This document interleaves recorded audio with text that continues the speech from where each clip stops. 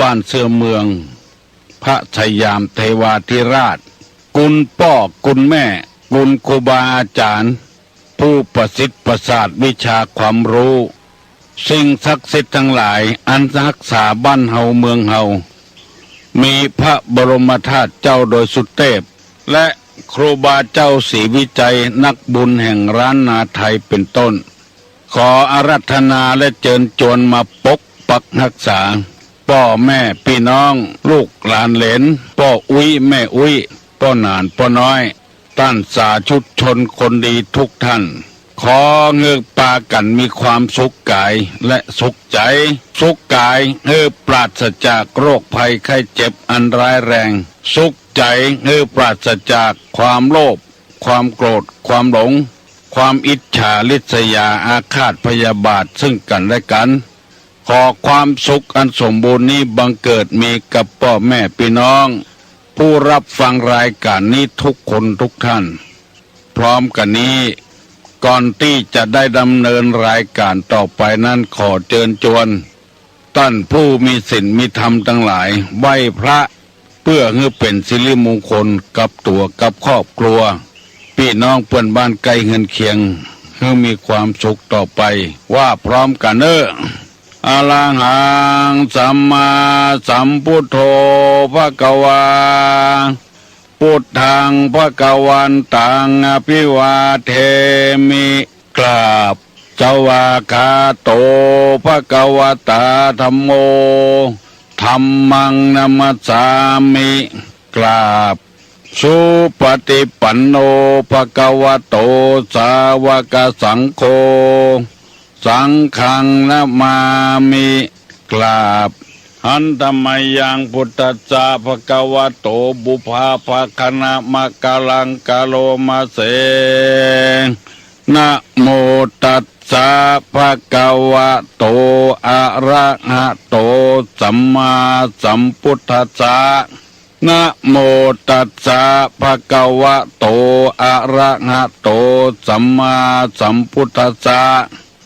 นะโมตัสสะภะคะวะโตอะระหะโตสัมมาสัมพุทธัสสะพุทธังสรณังกัจฉามิธัมมังสรณังกัจฉามิสังฆังสรณังกัจฉามิตุติยัมปิพุทธังสรณังกัจฉามิตุติยัมปิธัมมังสรณังกัจฉามิตุติยัมปิสังฆังสรณังกัจฉามิต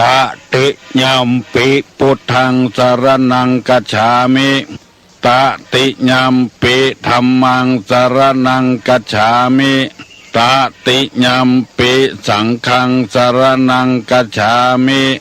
อิติปิโสภะคะวังอะระหังสัมมาสัมพุทโธวิชชาจารณะสัมปันโนสุขโตโลกาวิทูอนุตตโลปุริสะธรรมสารติสตาเทวะมนุษย์สานังพุทโธภควาติสวากขาโตภควตาธัมโมสันติติโกอากาลิโกเอหิปัสสิโกโอปัญญิโกปัจจตังเวทิตโปวินโยหิติสุปฏิปันโนภควโตสาวกสังโฆโอโจปฏิปันโนภควโตสาวกสังโฆญาญะปฏิปันโนภควโตสาวกสังโฆสามิจิปฏิปันโนภควโตสาวกสังโฆญาติตังจัตตาลิปุริสายุคานิอัฏฐปุริสาภุคลาเอสาภควโตสาวกสังโฆอาหุไนโยปาหุไนโยตะขิไนโยอัญจลิกาลนิโยอนุตตลังปุญญเขตังโลกัสสติกราบหนึ่ง กราบสองกราบสามพ่อแม่พี่น้องทั้งหลายได้ไหวพระละสบายใจแล้วเนอะบุมอยู่ที่นอนก็มีลุกแล้วก็มีลุกตั้งแต่เช้าแล้วก็มีสุดแล้วแต่ไผบ้านเมืองเฮาร่มเย็นเป็นสุขบ่บังคับบัญชากันสิ่งใดที่มันทำความเดือดร้อนให้ตัวเองครอบครัวและคนอื่นประเทศชาติบ้านเมืองอันนั้นจะเสรีภาพบ่ได้เพราะจะทำให้บ้านเมืองเสียคนเฮาเสียแต่ลูกเจ้าลูกเด็กลูกขวายต่อใดเป็นสิทธิของคนเพราะว่าเล่นน้ำนักลำไปมันเลยอิดเลยอ่อนตุลุงจะได้นำเอาธรรมะมาเสนอเพื่อพี่น้องทั้งหลายได้ยินได้ฟังเหมือนเก่าเหมือนเดิมเพราะว่าเราจะได้เอาธรรมะมาเสนอให้ท่านทั้งหลายได้ฟังสมกับที่ว่าได้ยินเสียงแล้วม่วนอกม่วนใจสุขใจเพราะว่าฮือสมกับกำปากกำคอของพ่องจะได้นำเอากรรมโบราณนักปราชญ์บัณฑิตเปิ้นว่าไว้ก็จำมาเนี่ยไผก็หูละส่วนมากในหูละแต่ว่ามันยังมันมีแผลอธิบายเรื่องราวนี้จะได้นำเอากรรมว่ามกมดง่ามนับมักน้ำมันหมูสัตถะหลูมักใส่โตดเอามาบรรยายให้ท่านทั้งหลายได้ฟังบางทีเอาไว้จัดสูงจัดดีหูดังมดง่ามมันอย่างมาดีไต่ไปตอมจนได้อยู่บนเฮือนขึ้นเฮือนในสมัยตะก่อนมดง่ามขึ้นเฮือน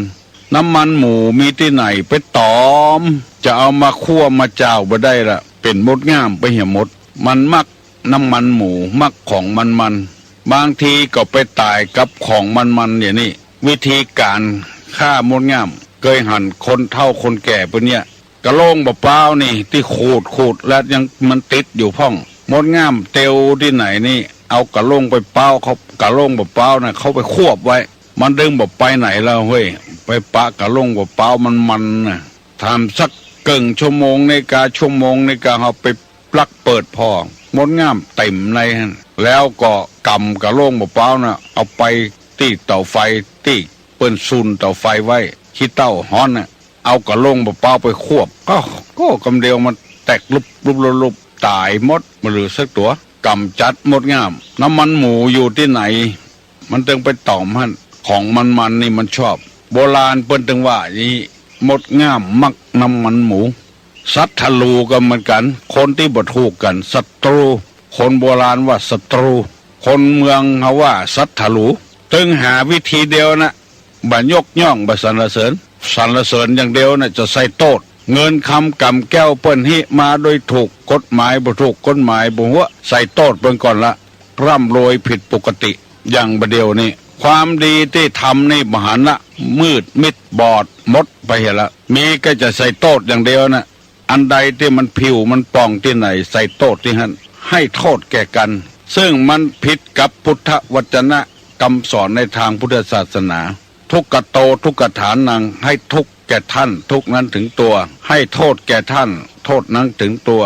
มันผิดกับพุทธวจนะใส่โทษกันใส่ร้ายป้ายสีกันอันกรรมบะมีแปลงเข้าใส่กรรมบะใหญ่แปลงให้มันใหญ่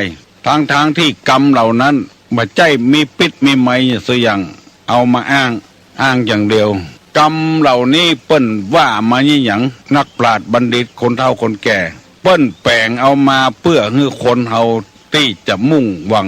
ทำความดีเพื่อความดีนั้นอย่าไปหวั่นวิตกกับคนหมู่นี้มันเป็นธรรมดาของมันแล้วมันมักเหมือนมดง่ามมักน้ำมันหมูนะมันถึงมักของมันของชอบของมันเป็นเหยื่อของมันมีบ่มีบุหุแต่พ่องเล่นพ่องบุหุเอาไปว่าบางทีคนอยู่ดีๆกันแต่เอาข้อมูลที่บ่ถูกเอาไปป้อนไปเล่าคนนั้นคนนี้คนอื่นก็ห้องมกตัวหูตันตัวก็เลยบ่ถูกบ่ลงกันเอากำบ้านใต้ไปใส่กำบ้านเหนืออย่างที่บรรเล่าให้ฟังสัตถะลูนี่นะ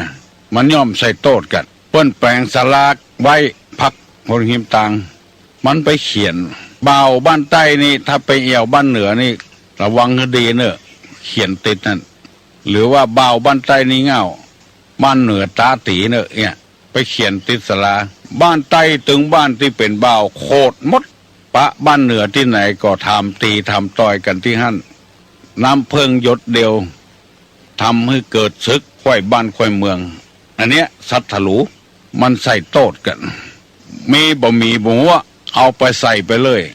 แล้วคนฟังก็บ่ได้พิจารณาทั้งที่เขาบ่พิษหัวกันอย่างกันสักอย่างมันมานับโทษเขาได้อย่างใดบ่พิจารณาละเพราะน้ำนี่มันย่อมไหลไปสู่ที่ต่ำความบดีนี่ลงที่ต่ำหมดอยู่ที่เดียวกันกับจ้างเด้อเหมือนอยู่กับคนโลกพระสัทธลูมันใส่โต้ด้วยก่อนแล้วมันก็เลยพิษหัวกันการใส่โต้กันนี่ใส่ด้วยวาจาคือกำอู้กำจ่าอย่างที่ดูลุงกวยเล่าให้ฟังหมู่ที่ฟังแล้วก็ฟังแถมเนอะมีผัวเมียอยู่กู้หนึ่งเปิ้นมาอยู่กับกันมาหิมาหามาเมินก็ร่ำรวยด้วยกันเพราะว่าเปิ้นอยู่ในศีลกินในธรรมมีคนหนึ่งเป็นสัทธลูกับบ้านท่านใส่โต้กันไปถามไม่ยิงก่อนว่าสู่ร่ำสู่รวยผิดปกติเนี่ยเพราะอะไรยัง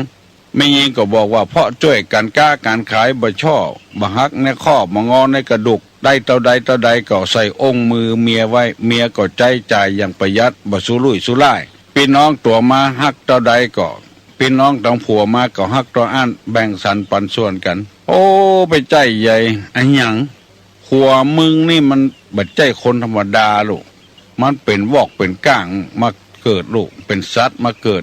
มาอยู่กับมึงมันเป็นยังไงโหโก้นมันมีหางอย่างมึงบ่ฮู้กะโอ้บ่ฮู้หรอบึ้นนอนด้วยกันต้องสามพอเด้อไปใส่โต้ให้เมียแถมอู้กับผัวว่าเมียมึงเนี่ยเป็นผีสือ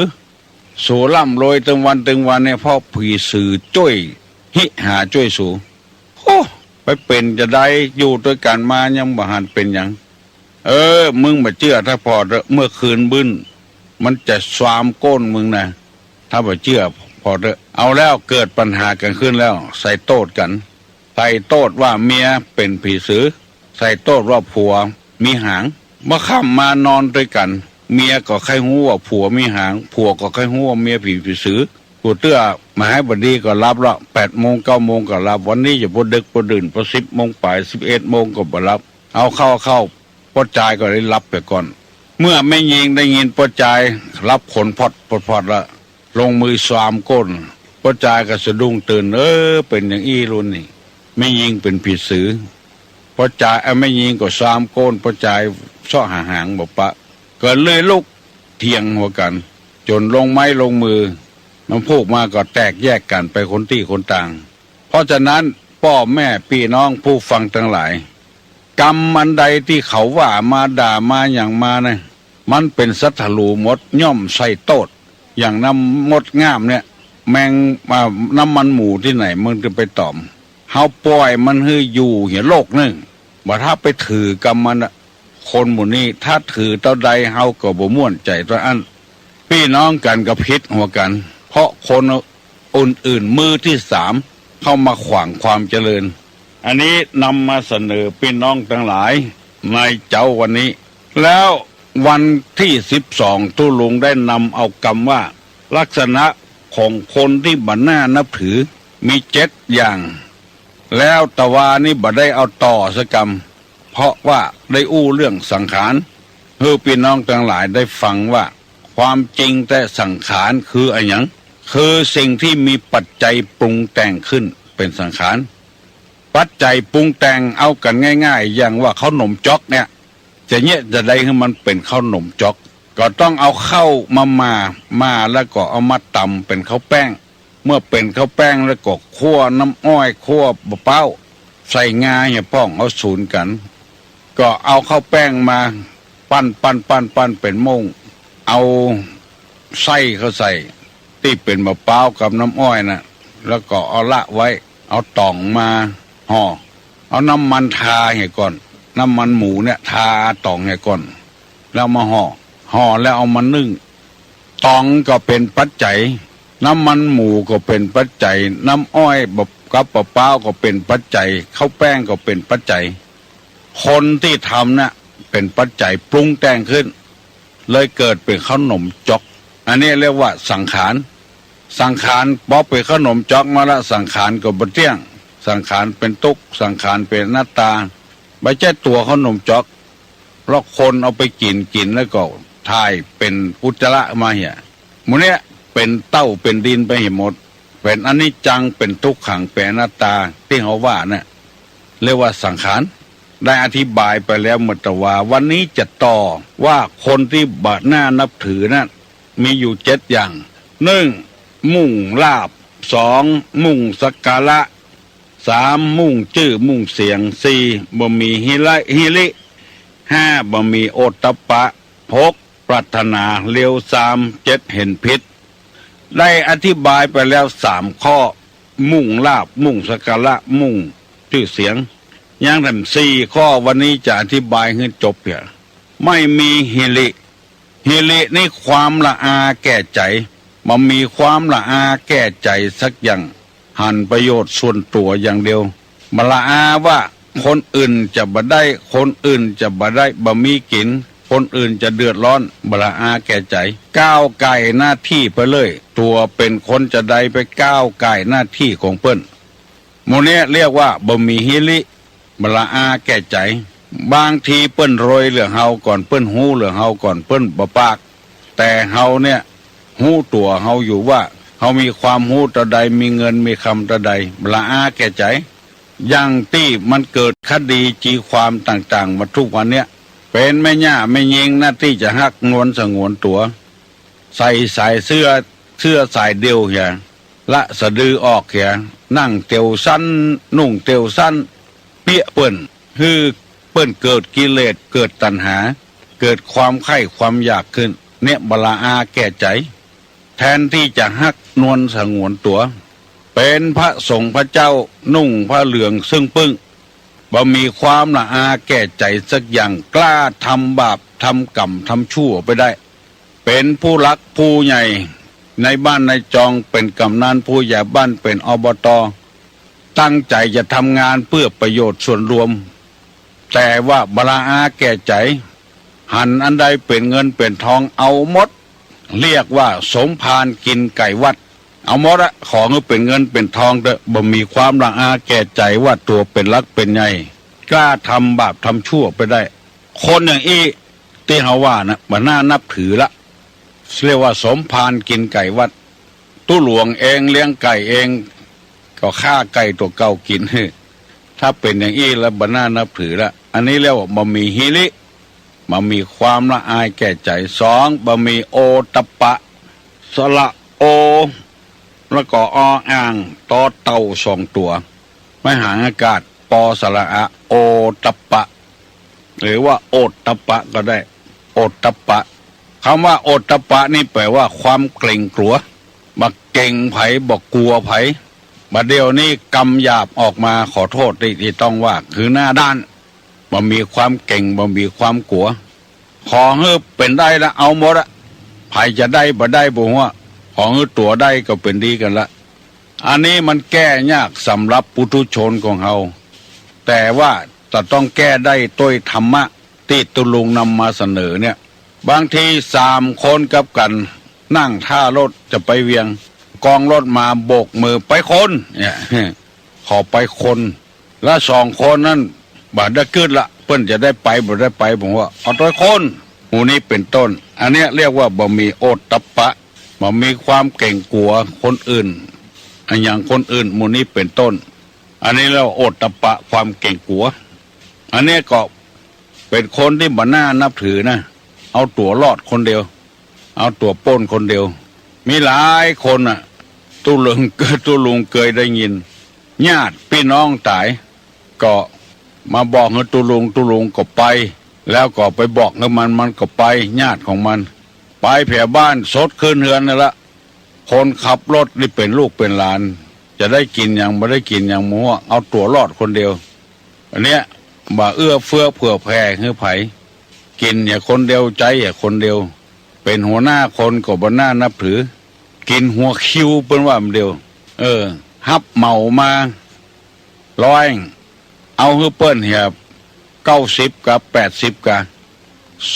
2ซาวนั่นมันกินเนี่ยคนเดียว บัดนี้อย่างอะเก็บกินหัวคิวหมูเนี้ยคนจะเยะถ้าไผ่เป็นอย่างอี้ก็เรียกว่าบัดถ้ากลัวเพิ่นจะเคารพนับถือพอเอาสตางค์มาให้ก่อนละกินหัวคิวหมูนี้เป็นต้นบัดนี้การอย่างซะอย่างอะเอาหัวคิวว่ามันมีโอตตะปะบ่มีความเก่งกลัวเขาจะได้บ่ได้เขาได้เนี่ยการเขาบ่ได้เนี่ยการเอาตัวเขาเองว่าคนอย่างอี้นี่ทำไปอย่างก็บ่ค่อยขึ้นบ่มีเพเคารพนับถือข้อที่6ปรารถนาเร็วซามเร็วนี่ตัวลอลิงซามนี่ตัวทอทหารรอเรือสระอา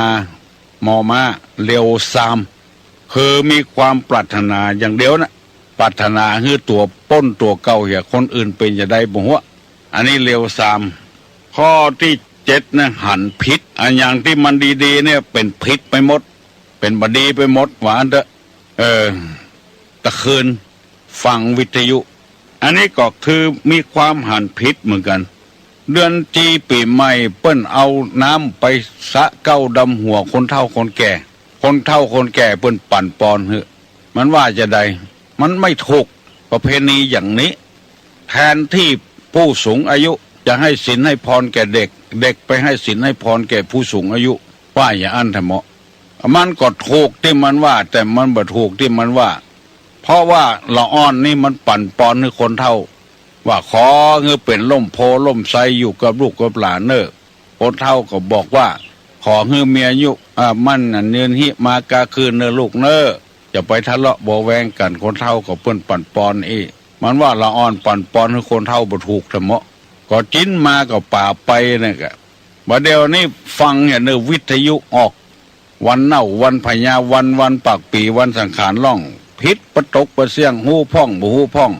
เอาออกมาไปเลยคือพิจารณาเนออันใดถูกเอาอันนั้นอันใดบ่ถูกจะไปเอาคนนี่เห็นพิษเนี่ยก็บ่น่านับถือเปิ้นว่าเสือมันว่าพระเจ้าเปิ้นว่ากงจักเนอมันจะปัดคอปัดมือเนอมันก็ว่าเป็นดอกบัวเป็นที่น่าไว้เคารพสกัดลักปูจาเนี่ยเรียกว่าเห็นพิ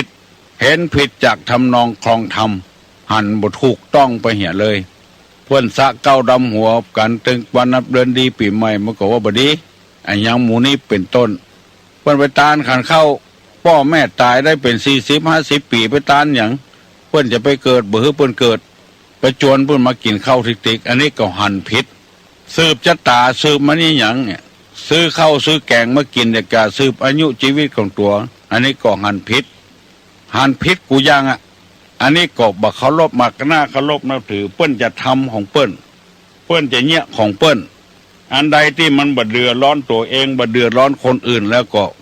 บอกว่าบ้านใดเมืองใดพฤติกรรมของคนนี้มันบ่เหมือนกันมันย่อมจะแพกต่างกันสักหน่อยการกินการอู้การจาก็บ่เหมือนกันแต่ละท้องถิ่นเขาจะไปว่าให้เปิ้นบ่ถูกอันนี้ก็หันผิด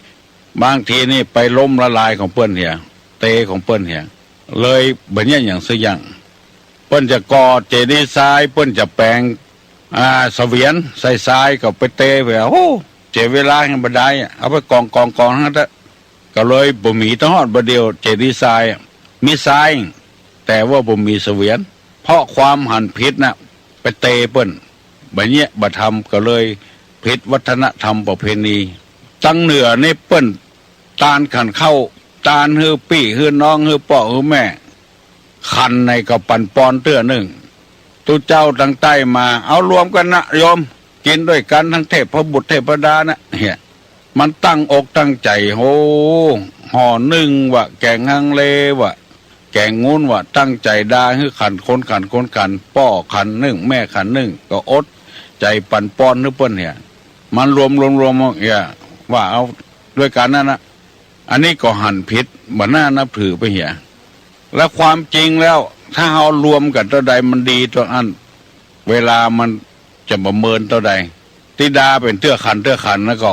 ความหันของเปิ้นในภาคเหนือเปิ้นหันไปอย่างอันเฮาอยู่ในภาคกลางไปว่าคือเปิ้นก็เลยบ่ถูกบ่โล่งกันไปเหี่ยบ่น่านับถือไปเหี่ยเตอะพี่น้องทั้งหลายพิจารณาเอาเองคนใดน่านับถือบ่น่านับถือดังที่ทุลุงกล่าวมาจดไว้เขียนไว้ถ้าหันผิดปกติแล้วก็จะเอาเป็นครูบาอาจารย์ก็ได้ครูบาอาจารย์ในทางที่บดี บางสิ่งบางอย่างการอนุโลมไปตามนั้นน่ะจะไปหันผิดรับบัญหน้านะอนุโลมได้กับอนุโลมไปมันบ่เดือดร้อนไผขอขอบคุณกับพี่น้องทั้งหลายกูคนส่งน้ำพระกากาเนี่ยกัมมังวจีกัมมังมโนกัมมังได้ก่อนสันจิจะโตสังอะสันจิจะโตสังสัพปังโตสังคัมมันตุโนกายะกัมมังวจีกัมมังมโนกัมมังสันจิจะโตสังอสันจิจะโตสังอติตะโตสังปัจจุปนะโตสังสัพปังโตสังคัมมันตุโนหดน้ำพระเจ้านะไปพระเจ้าเฮว่าอย่างอีเตกายกรรมวจีกรรมมโนกรรมโดยเจตนาบ่ได้เจตนาโทษหมู่นั้นของสัพพังโตสังคัมมันตุโนเพื่อเป็นอโหสิกรรมไปเลยฮัลโหลอันเราฟังก็รู้ถึงว่านะจ๊ะได้ความรู้หลายอย่างเป็นความรู้ที่ง่ายๆที่มันต้องไปแปลความต่อเนี่ยจ้ะดีแล้วก็วันนี้ข้าเจ้าใครบอกคุณลุงว่าสักหน่อยว่าข้าเจ้าเกิดอกุศลจิตคือไปตามวัดหนึ่งนะเจ้าวัดไงพระเจ้าบ่นมาใครฮับตอนไปตามสังฆทานมาบ่นมาใครฮับตอนเจ้ารู้สึกว่ามันแม่นกะใจสะพ่องใจเขาตั้งใจดีเนาะแล้วก็บางวัดเปิดก็ฮับตอนก็ลบจริงนี่แบบเปิดฮับตอนกระมูเลยอินน่ะลอยเปิดก็บอกมาให้มันดีเนี่ยเปิดก็ไม่กระไรตัวเจ้าว่าอิ่มถูกกระหายเนาะศรัทธาเจ้าบ้านเนาะก็มีห้องมันมีห้องเนาะเจ้าว่าเนี่ยได้ให้จิตใจมันดีขึ้นอยากนี่ตุ่มใครทำบุญแล้วก็รู้มันยังไงไปหาอย่างนี้แล้วมันคือมันจิตใจมันตกต่ำแต่เจ้าก็ขึ้นไว้เนี่ยได้มันดีขึ้นมาอย่างเก่าว่าตู้เจ้าก็ไม่ได้เป็นอีโมดก็ดีๆกับเปลือกอย่างก็รู้ไม่ได้ต้นนะเจ้าอันทำบุญทำทานช่วยเหลือคนมามากมาจะมาโกงก็ล้ำให้ล้ำเหลือไปนะเจ้าเสียใจลูกเจ้าว่าแม่ถ้าไปกึดถึงตู้สองตัวเนี่ยแม่กึดแล้วแม่ตาหางพระพุทธเจ้าตาถ้าตู้สองตัวนี่จะละอ่อนเพราะว่าอี้ก็มีอ่ะตัวลุงเนี่ยใหญ่ดีหาเจ้าอีกได้มีศรัทธาภาษาเหมือนเก่าเหมือนเดิมเนาะก็เอาอย่างอี้กะเอาอันการทำบุญนี่เป็นอาหารใจเนาะใช่อาหารใจถ้ามันหมอม่วนใจก็เตื้อเดียวอะกะอย่างเขากินเข้านะกะถ้ามันร้านนี้มันบ่ล้ำก็ไปเตื้อเดือกะ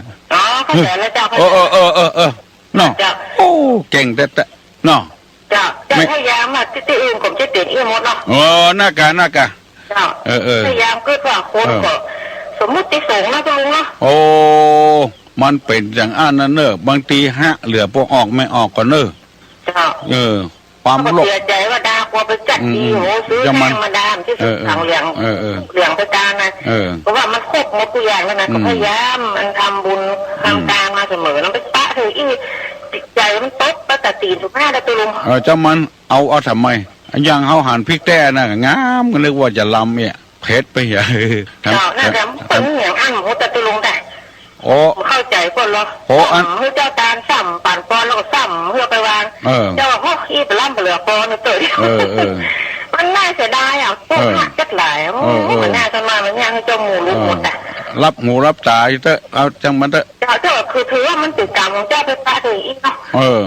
ตู้ดีๆพวกก็ไม่เห็นเจ้าน่ากะไปหาตู้ที่ดีๆนะเจ้าหน้าเขาบอกได้มันล้ำกว่าเว้นนะตุลุงถูกต้องไปเล่าให้ฟังนะมันดีมันเป็นอกุศลจิตนะตุลุงเนาะเข้าใจว่าตัวดีแล้วพยายามคิดว่าเนี่ยเป็น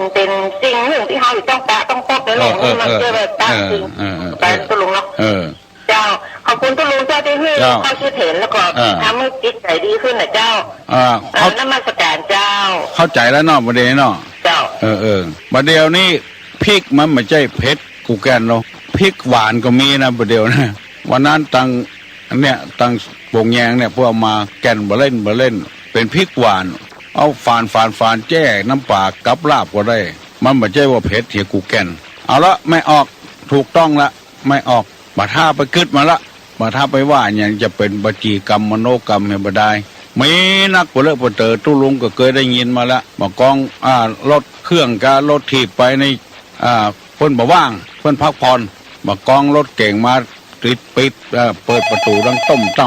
มออกมาละมาต้อนรับอีกก็มีบละตุเจ้าตอนใดได้ฟังเหี่ยก็พยายามเหี่ยเนออย่าไปฮื้อไม่ออกได้จำอกจำใจต้อนรับกูคนนะฮัลโหลเจ้าทุยเจ้าบ้านนี่มันมีพระใจสักคนถ้าส่งน้ำผ้าไม่มีก็เราลงได้ก็โอ้ได้กะไปเป็นอย่างเนอเอาหดตำแข้งตำขาพวกก็ได้มันถึงเวลาหรือยังหดหัวไหล่พวกก็ได้บ่ท่าหดหัวเนอะเจ้าที่ปลดลงมาเนี่ยเอาปลดลงมาเด้อทุกวันนี้มันปลดลงมาเด้อเปิดดีๆเอาหดตำแข้งตำขาเพิ่นตำหัวไหล่ก็ได้ดีอ่ะกาเนี่ยกำมังวจีกำมังมโนกำมังไงเนอะสันจิจะโตสังสันจิจะตุสังอติตะตุสังปัจจุปนะตุสังสปังโตสังขมันโลเนอะหรือว่าอย่างเงี้ยด้วยกายกรรมวจีกรรมโดยเจตนาบ่ได้เจตนาเนาะทั้งอดีตทั้งปัจจุบันคือหายโตดอย่างเนอะนี่เนี่ยเจ้าตอนเราเป็นเจ้าเขาเป็นอย่างเขาลบนับถือเพื่อนยินดีเนอะอนุโมทนาโดยที่บ่ฮู้ก็ถามได้บ่ฮู้ก็ต้องถามบ่งามแต่งเอากะแต่งเอาใส่สีปากใส่กิ้วใส่หยังมันงามขึ้นสำน้อยบ่งามก็ต้องแต่งถามมาเด้อยินดีกับพี่น้องทั้งหลายทุกคนเนอะมาเป็นหยังพระเจ้าก็ได้อย่างก็ได้ไม่ยิงร้อนแปลงพระเจ้าอ่ะไปพอเด้อล้อที่จ้างรอพวกคนแปลงพระเจ้าไม่ยิงบาทก็ไม่ยิงแปลงผ้าจีวรก็ไม่ยิงยุบเย็บมาเป็นบาปเป็นกรรมอย่างอะไรจังๆแบบเป็นรูปเป็นร่างบ้างด้วยตัวคุณด้วยนะใช่เป็นงานแล้วครับมาเลยไม่ต้องมาจัดการคืออะไรครับสตออาจารย์กดดันจากฝ่ายค้านมีอะไรที่คุณทำแล้วแบบว่ามันเกิดจากตัวคุณเองศัตรูเราตั้งคำถามไงล่ะศัตรูคืออะไรกับในชีวิตของคุณที่คุณลืมตาตื่นมาคุณเกิดมาลืมตาตื่นมาคุณหายใจคุณใช้ชีวิตคุณในเต้าจ้างนี่อยู่ในโลกการศึกษาแล้วจนไปถึงเหมือนจ้างครับไอ้ยังคือเหมือนจ้างคือเหมือนจ้างครับการเมืองมันคือเรื่องในชีวิตของทุกคนทุกวินาทีจริงๆและการเมืองนี่คนอื่นตอบเนาะทรัพยากรยินดีเนอะใครที่เป็นคนถืออำนาจในการได้หาตอบมาเนอะตุลุงกบบ่เข้าใจคำถามนี่นะสโตคืออย่างไอ้ยังใหญ่เต้าจ้างไปได้ต่อมาเนอะถ้าบ่ได้ก็มาปรึกษาหารือกันได้ดักปิ้งเฮ้ยดักปิ้งสโตคืออะไร0531210058ถ้าไผ่บ่ได้ตุลุงจะถามเนอะมี2ขาเดินไปมาอยู่บนหน้าตัวเองมี2ขาเดินไปมาอยู่หน้าตัวเองคืออะไรฮัลโหลทั้งสภากรุงเทพสภาใหญ่สภาเนี่ยคือการไปดูงานมันคือการไปเที่ยวเปิ้ลตอบเปิ้ลถามว่าไงคือรัฐบาลก็คงไม่สโตคืออะไรข้อนั้นก็ได้จะตอบข้อที่2ว่าไงอย่างใหญ่เต้าจ้างไอ้อย่างใหญ่เต้าจ้างอภิปรายไม่ไว้วางใจขอบทเรียนอะไรแล้วก็เงาของจ้างเงาของจ้างเหรอก็ไม่คิดว่าเอาเรื่องที่ประชาชนพูดถึงเยอะเลยเนาะคือเรื่องที่เรามี2ขาเดินไปมาบนหน้าตัวเองอย่างก่อกำเนิดของรัฐบาลชุดนี้มี2ขาเดินไปมาอยู่บนหน้าตัวเองคือพูดตรงๆนะเป็นสิ่งที่ทุกคนรู้อยู่แล้วแต่ว่าอาจจะไม่มีใครอยากพูดถึงก็คือการเอาเดินนะมันเดินบ้านของคุณทักษิณชินวัตรที่อยู่บนหน้าตัวเก่าอ่ะแม้แต่วันนี้แต่ถามว่าสิ่งที่เขาถูกต้องละถูกต้องละมีอะไรบ้างหน้าปัดตัวเองเนาะหนึ่งคือต่อไปนี้การปฏิรูปในประเทศเนี้ยไม่ว่าจะอะไรก็แล้วแต่การปฏิรูปโทรศัพท์ลูกมันริมมาจะไปแต่ต้องกระเป๋าเงินของกลุ่มคุณการปฏิรูปราชการคือคุณจะไม่เห็นว่ามันเกิดขึ้นเลยแน่นอนในสมัยของรัฐบาลชุดนี้เพราะว่าอะไรเพราะว่าแน่นอนว่าคุณทักษิณไปทำดีลกับชนชั้นนำในที่นี้มันก็รวมถึงกองทัพรวมถึงกลุ่มทุนแล้วก็รวมถึงสิ่งที่หลายคนรู้ว่าเราพูดกันไม่ได้พิเศษเลยดังนั้นเนี่ยเราคิดว่ามันสะท้อนอยู่ในสิ่งที่เราอภิปรายถามว่าเรื่องค่าไฟนอนเลยอ่ะคุณกล้าที่จะทำอะไรกลุ่มทุนพลังงานคุณก็ไม่กล้าทำอะไรเพราะว่าพูดตรงๆมันก็สุขใจต้องหอดเดียวอาจจะเป็นกระเป๋าตังค์ใบนึงด้วยได้อันนี้ไม่มีใคร หรือว่า อย่างใดก็มาหมดอะ จัด พี่น้องบนดอยก็มา คอเซ็นเตอร์เนี่ยคือมันต้องลงไปถึงการถอนราก ลูก ถอน ศิษย์ โคน เก่า ไทยเทาจีนเทาอ่ะแต่พอมันโยง มาอยู่มันน้อยๆอ่ะ มันก็คือคน ออก ที่ ไปเดี๋ยวมีลูก3 ลูก 4แล้ว ของ เอาลูกมาตัวเอง คนที่อยู่ในแวดล้อมของ ถึงไม่ยิง คุณ กระจาย ไม่เส้นสายไหนก็เส้นสายหนึ่งอ่ะ ใจ สุดท้ายคือคุณก็ไม่กล้าที่จะจัดการคนเหล่านี้หรือว่าเรื่องของการที่ ตกดีเนอะ ไม่กล้าแต่ต้องกลุ่มทุน มี2 ขาด คือมันก็ชัดเจนว่า เดินไปมาบนหน้าตัวเองคือนาฬิกา ที่มันมาจากประเทศ ฮัลโหล จัดการแบบ นมัสการครับหลวงพ่อ ครับ ผมก็เสนอความคิดเห็นเลยนะครับ บางอย่างอาจจะไม่ค่อยม่วนใจสักเท่าไร มัน เนาะ อาจจะสะท้อนให้เห็นว่า อย่างอาหารการกินที่ศรัทธาเนี่ยเอาลูกจากบ้านไปเนี่ยมันเป็นยาเหนื่อยแรงงานของชาว เพราะ บ้า คุ น ณ นะ เอาความก้าวหน้าของประเทศเอาการปฏิรูปกองทัพที่จะทำให้ ที่อาหารก็มาสนุกใจจ้ะ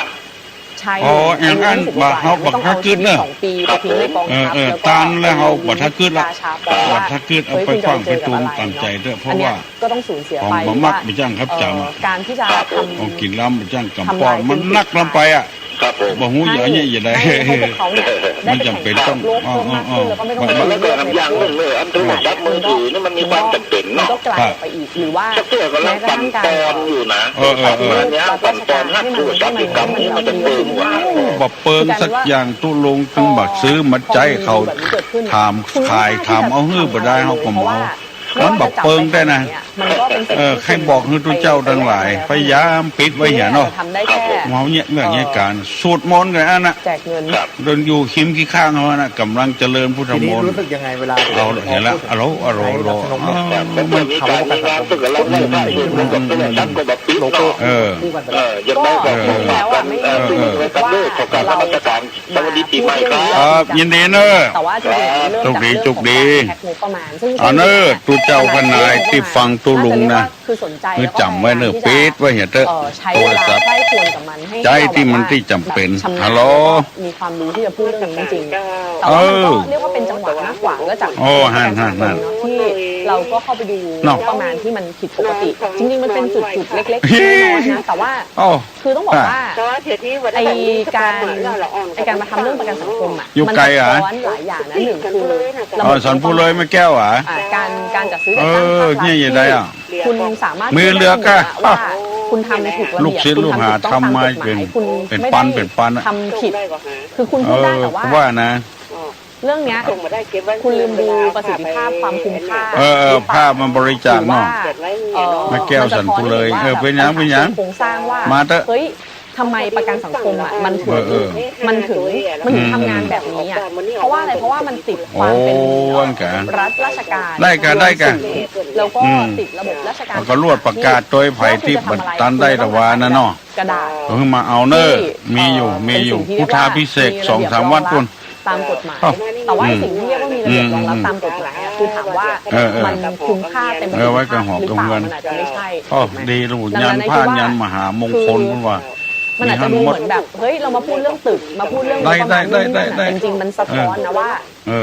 2 ชุดเราควรที่จะปฏิรูปประกันสังคมและ โชค ไม่ ดี ใช่ประกันสังคมด้วยไอคิดว่า ขอฝากกับฝั่งกับผู้เจ้าพนายตัวเนอจะไปเนี่ยอย่างอันล้ำเหลือศรัทธาเปิ้นไปด้วยความตั้งใจแล้วเปิ้นคลายความศรัทธาไม่เห็นละฮัลโหล มันเอาจริงๆนะถ้ามันเป็นบริษัทอะ ครับ มันเจ๊งไปนาน ถูกหรือยังครับ แต่ว่า ไม่ยังอะ มันไม่เจ๊งเพราะว่ามันเป็นรัฐเนี่ยมันเจ๊งไม่ได้ ที่เหมือนจ้างในเงาอ่ะ แต่มันใกล้ที่จะเข้าสู่ความเป็นจริงมากขึ้นทุกทีแล้วอ่ะ อยากให้ทุกคนจินตนาการนิดนึงสมมติว่า เงินจ้างนะ ถ้าไอไม่พูดเรื่องนี้เลยคิดว่าทุกวันนี้ ใหญ่ มันจะ เจ้าจ้างลูกเหมือนลูกจ้างเหรอ คิดว่าคงมี เขาว่าเงามันนี่หัวใจเหรอ น้อยมากคือถึงแม้ว่ามันพูดแล้วก็มีทีมประกันสังคมก้าวหน้าใช่ไหม จะ แต่ว่า โต มันเป็นจังหวะตอนนั้นที่ สัตว์โต โชคดีที่แบบเหมือนกับเราสื่อสารไปแล้วก็ สื่อ ก็เหมือนเอาใจช่วยด้วยอาจจะเป็นเพราะทุกคนส่งประกันสังคมแล้วมันเป็นสิ่งที่ สัตว์ที่มันโตอ่ะ ทุกเดือนรู้สึกมากเนาะ เนาะยินดีด้วย จริงๆแล้วเนี่ย เนาะวันนี้วันเน่าบื้อขำอย่างไว้เนาะมันจะเน่าไม่ได้ แต่ ได้ ว่าก็ดีใจที่ได้มาพูดแล้วทำให้มันแบบว่า ยินดีเนอะ นำไปสู่ สัตว์โตก็จ้างเนาะ คืนความยุติธรรมให้คนที่อยู่ในมาตรา อะไรที่เหมือนจ้างก็คือลูกจ้าง แล้วก็มีกรพูดถึงเรื่องการ ถูกต้องได้ เปิด อะไรที่เหมือนพ่อกับลูกของ ที่ประชุม ลูกพ่อ เปิด เนาะ รายงานการประ เอ ชุม อ ให้ค ยิ น นดี ได้ นะ รู้ว่าแต่ละบอกแต่ละอะไรอย่างเงี้ ยินดียินดี แล้วก็ สัตว์โต เรื่องที่ สัตว์โตก็คือจ้าง อะไรที่เหมือนจ้างก็ลูกจ้างฮัลโหล มีสิ่งที่เรียกว่า แพทย์เนาะ ก็เคยถาม ก็ ว่าต้นสลี แต่ว่ามันคงไม่ได้หยุดอยู่แค่นี้แหละถ้า เอ ตราบใดก็แล้วแต่ ต้นสลีออกนอกออกหน้าบ้าน ไม่ได้ มัน อะ กับต้นใหญ่แล้วมันออก มันก็ไอ้เรื่องที่เราทำ ต้นไม้สลีเนี่ยมันเป็นที่ตรัสรู้ของพระพุทธเจ้าหลวงเอาบ่เอาไปให้บ่เราเอาไปปลูกให้บ่ แต่ว่าเราอยากที่จะป้องกันในอนาคตเนี่ยไม่ให้เกิดเหตุการณ์อย่างตึกสกายไนท์ขึ้นอีกเพราะว่า ไปปลูก อันเนี้ย เอา มันคือการ เอาสังฆทานเนี่ย อย่าแกนเนาะแล้วก็เบาะเอาใส่เปาะนะเอาไปถวายให้ทุกเจ้าสุดแล้วแต่ทุกเจ้าอย่าไปเนี่ยเด้อบนเอาไปขว้างก็ตามใจเพิ่นเด้อ เป็น เนาะ 130,000 ล้านคุณคิดดูว่าถ้าเราไม่ป้องกันเอาไว้ตั้งแต่ต้นอ่ะมันจะเกิดเหตุการณ์อย่างเคสตึกสกายไนท์อีกตึกคือเราไม่อยากที่จะมาถึงเวลาใช้เงินไปแล้วลงทุนไปแล้วเราค่ มั อย น มาดู คุย ทีละ ครัวนะ จุด2 โอ้ จุดอะไรเงี้ย คุยต้นไม้ต้นตอกคุยสะปะสะปืนน่ะตำออกตำวัดตำวาตุลุงลกขว้างหมดสุมาไม่เห็นเด้อสุมาอย่างเด้อไม่สลีมหาโพธิ์นี่เนาะมันของมันได้กินที่ว่า แล้วคิดว่าเขา ออกตำวัดในตำที่มันแตกตำปีงเขาได้วิหาร แบ นะ บแบบ มัน เดิ ถึ ม งออกข้างนอกเว้ย แบบเดิ เหมื ม อน เนี่ย เข้ามา จะ เข้า ไม่เนาะ ผุพังหม ซึ่ ด ง อ่ะ จริงๆแล้วอ่ะ คุณลุงดึงลกขว้างลกขว้างสุมามันเนี่ยว่าไปอ่ะกันกันว่าอ่านเฮาก็ให้มันเป็นสิริมงคลมันก็เอาสังฆทานให้แกงเอาไว้ใบต้นสลีนั่นก็ใส่เปาะเนาะเอาตานให้ทุกเจ้าสุดแล้วแต่ทุกเจ้าด้วยเนอะ ว่าเป็นเว็บไซต์ จะเอาขว้างก็จำเป็นเพิ่นจะเอาปลูกก็จำ แล้วก็ เป็น บอกว่า เนี่ยเป็นสิริมงคลเนี่ยเนาะเนี่ยวันปัญญาวันนี่ก็ได้หรอ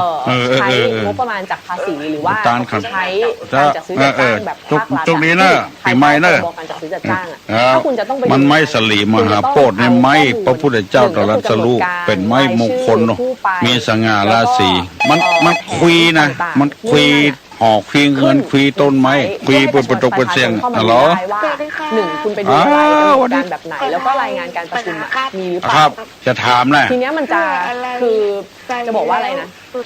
เสื้ออะไร มันจะเป็นลายเคส ใส่แล้วสุดเท่ จะมีความตระหนักรู้ด้วยตัวเองเลยว่า เมื่อไหร่ก็ตามที่ น้องโก้กะ จะ บ้าน ตรวจสอบได้ บ้านไหนก็ ตรวจสอบได้อะเดี๋ยว น้องโก้เสาหินเนาะเสื้อนะ เชื่อสิคือเนี่ยจริงๆมันเป็นเรื่องเล็กๆที่ไม่ต้องรอ อันอย่างนะ รัฐบาลพรรคประชาชนก็ได้นะ เมาไปแปลงปั๊มน้ำ ก็ได้นะแต่ว่า มัน เพราะว่า ไม่มีทางเกิดขึ้น เดียวว่าโลดเสียมาบนได้ พูดกันตรงๆเลยนะสำหรับ คนละเรื่องเนอะ สำหรับรัฐวิสาหกิจ เมาแป่งปั๊มน้ำ แม้แต่ วัดเสาบ้านเสาหินเนี่ย ทั้งสภากรุงเท หนอง พ หอยเนอะ ใหญ่ทุกที่ เอ ส อ ภาเนี่ยคือการ เพราะว่า ดูงาน ตุลุง คือ วัด การไปเที่ยวอ่ะ สีบุญเรือง คือ มา เขา ลง มีวัฒนธรรมกันแบบเนี้ย หนองหอย มา ถามคนอื่นเนาะ มากแล้ว เสื้ออะไร ม่เหมือนกันว่า ใส่ แบบมันจะ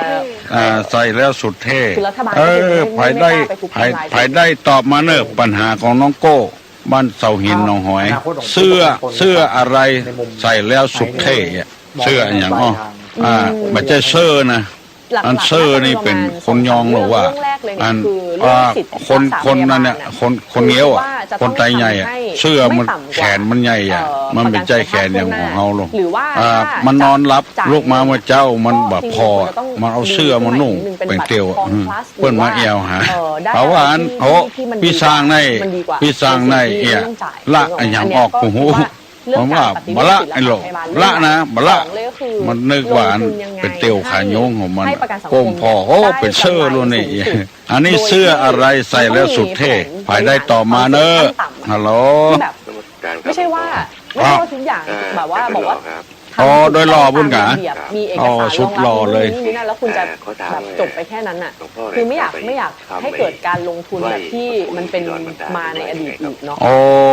ปิตากุนนัง ซึ่งเรื่องการ มาตากุนนังปิตาคุดนังมาตาคุดนังสภะปาปังวินัสสตุ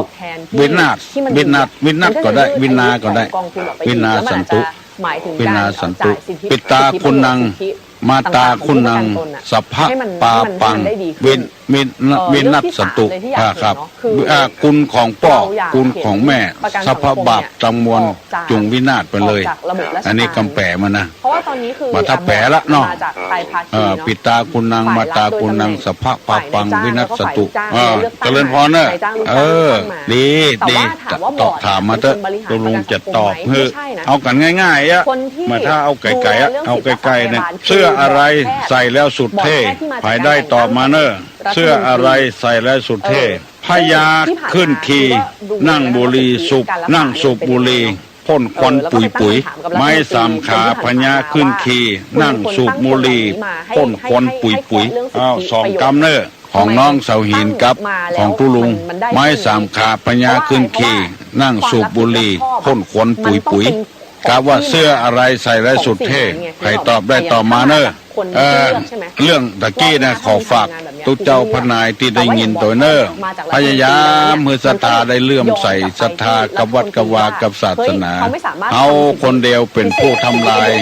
ภาพพจน์ของพอออกไม่ออกมันบ่ค่อยสบายใจพอปันจกปันใจพี่น้องทั้งหลายเนอเล่นน้ำก็เล่นดีๆได้ยินวิทยุเปิ้นประกาศโอ้ละอ่อนกินเหล้าเมายาแล้วก็เอาขวดเบียร์ขว้างกันคนมันมีกล้าเหมือนกันกูคนไปขว้างหัวแตกหัวแตน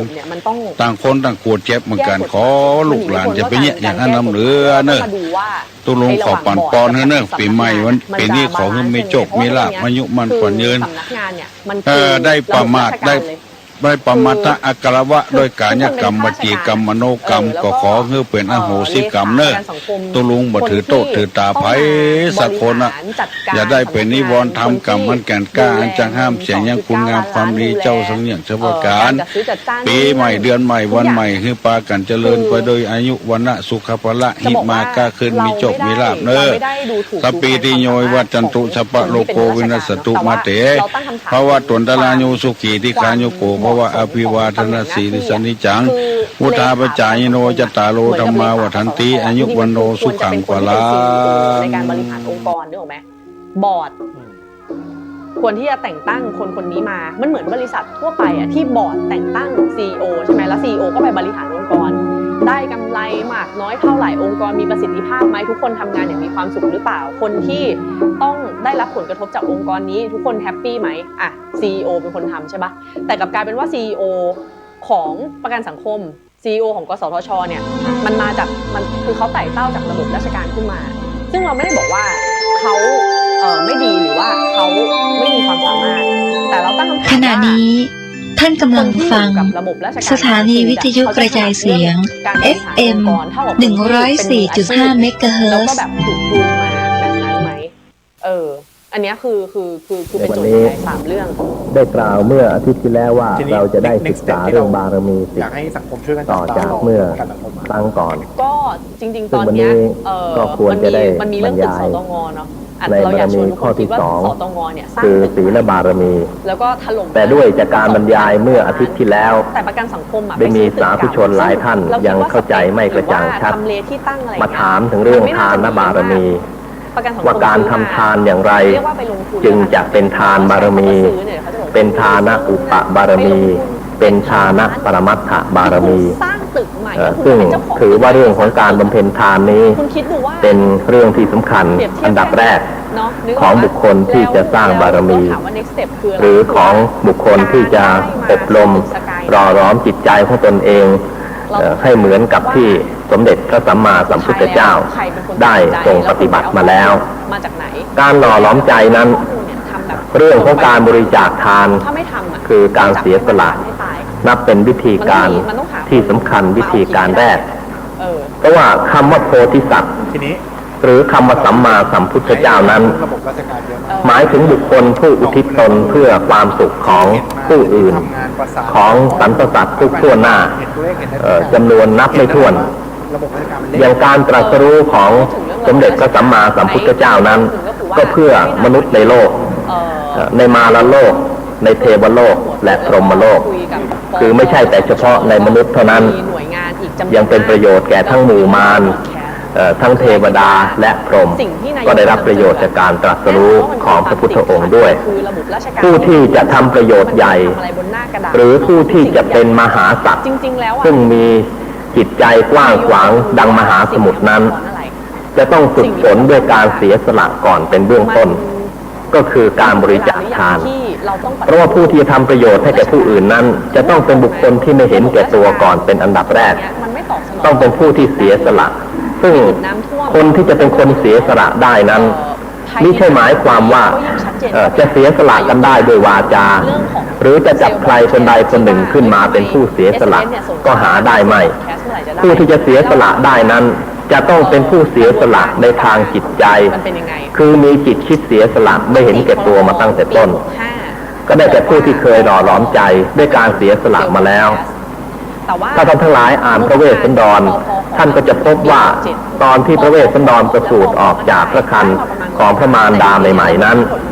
เมื่อตอนยังทรงพระเยาว์อยู่ก็ได้ทรงเสียสละอยู่ตลอดเวลาเครื่องประดับในร่างกายทั้งหมดใครขอก็ให้เมื่อประสูติแล้วก็แบพระหัตถ์ขอสตางค์เพื่อที่จะบริจาคทานบุคคลที่มีจิตเสียสละอย่างนี้ต้องเป็นผู้ที่หล่อหลอมใจมามากแล้วพระเวสสันดรนั้นเป็นชาติสุดท้ายของการบำเพ็ญทานบารมีแต่ก่อนที่จะเป็นพระเวสสันดรมานั้นพระพุทธองค์ได้เสียสละมาอย่างมากมายจึงสามารถที่จะเสียสละได้ในชาติที่เป็นพระเวสสันดร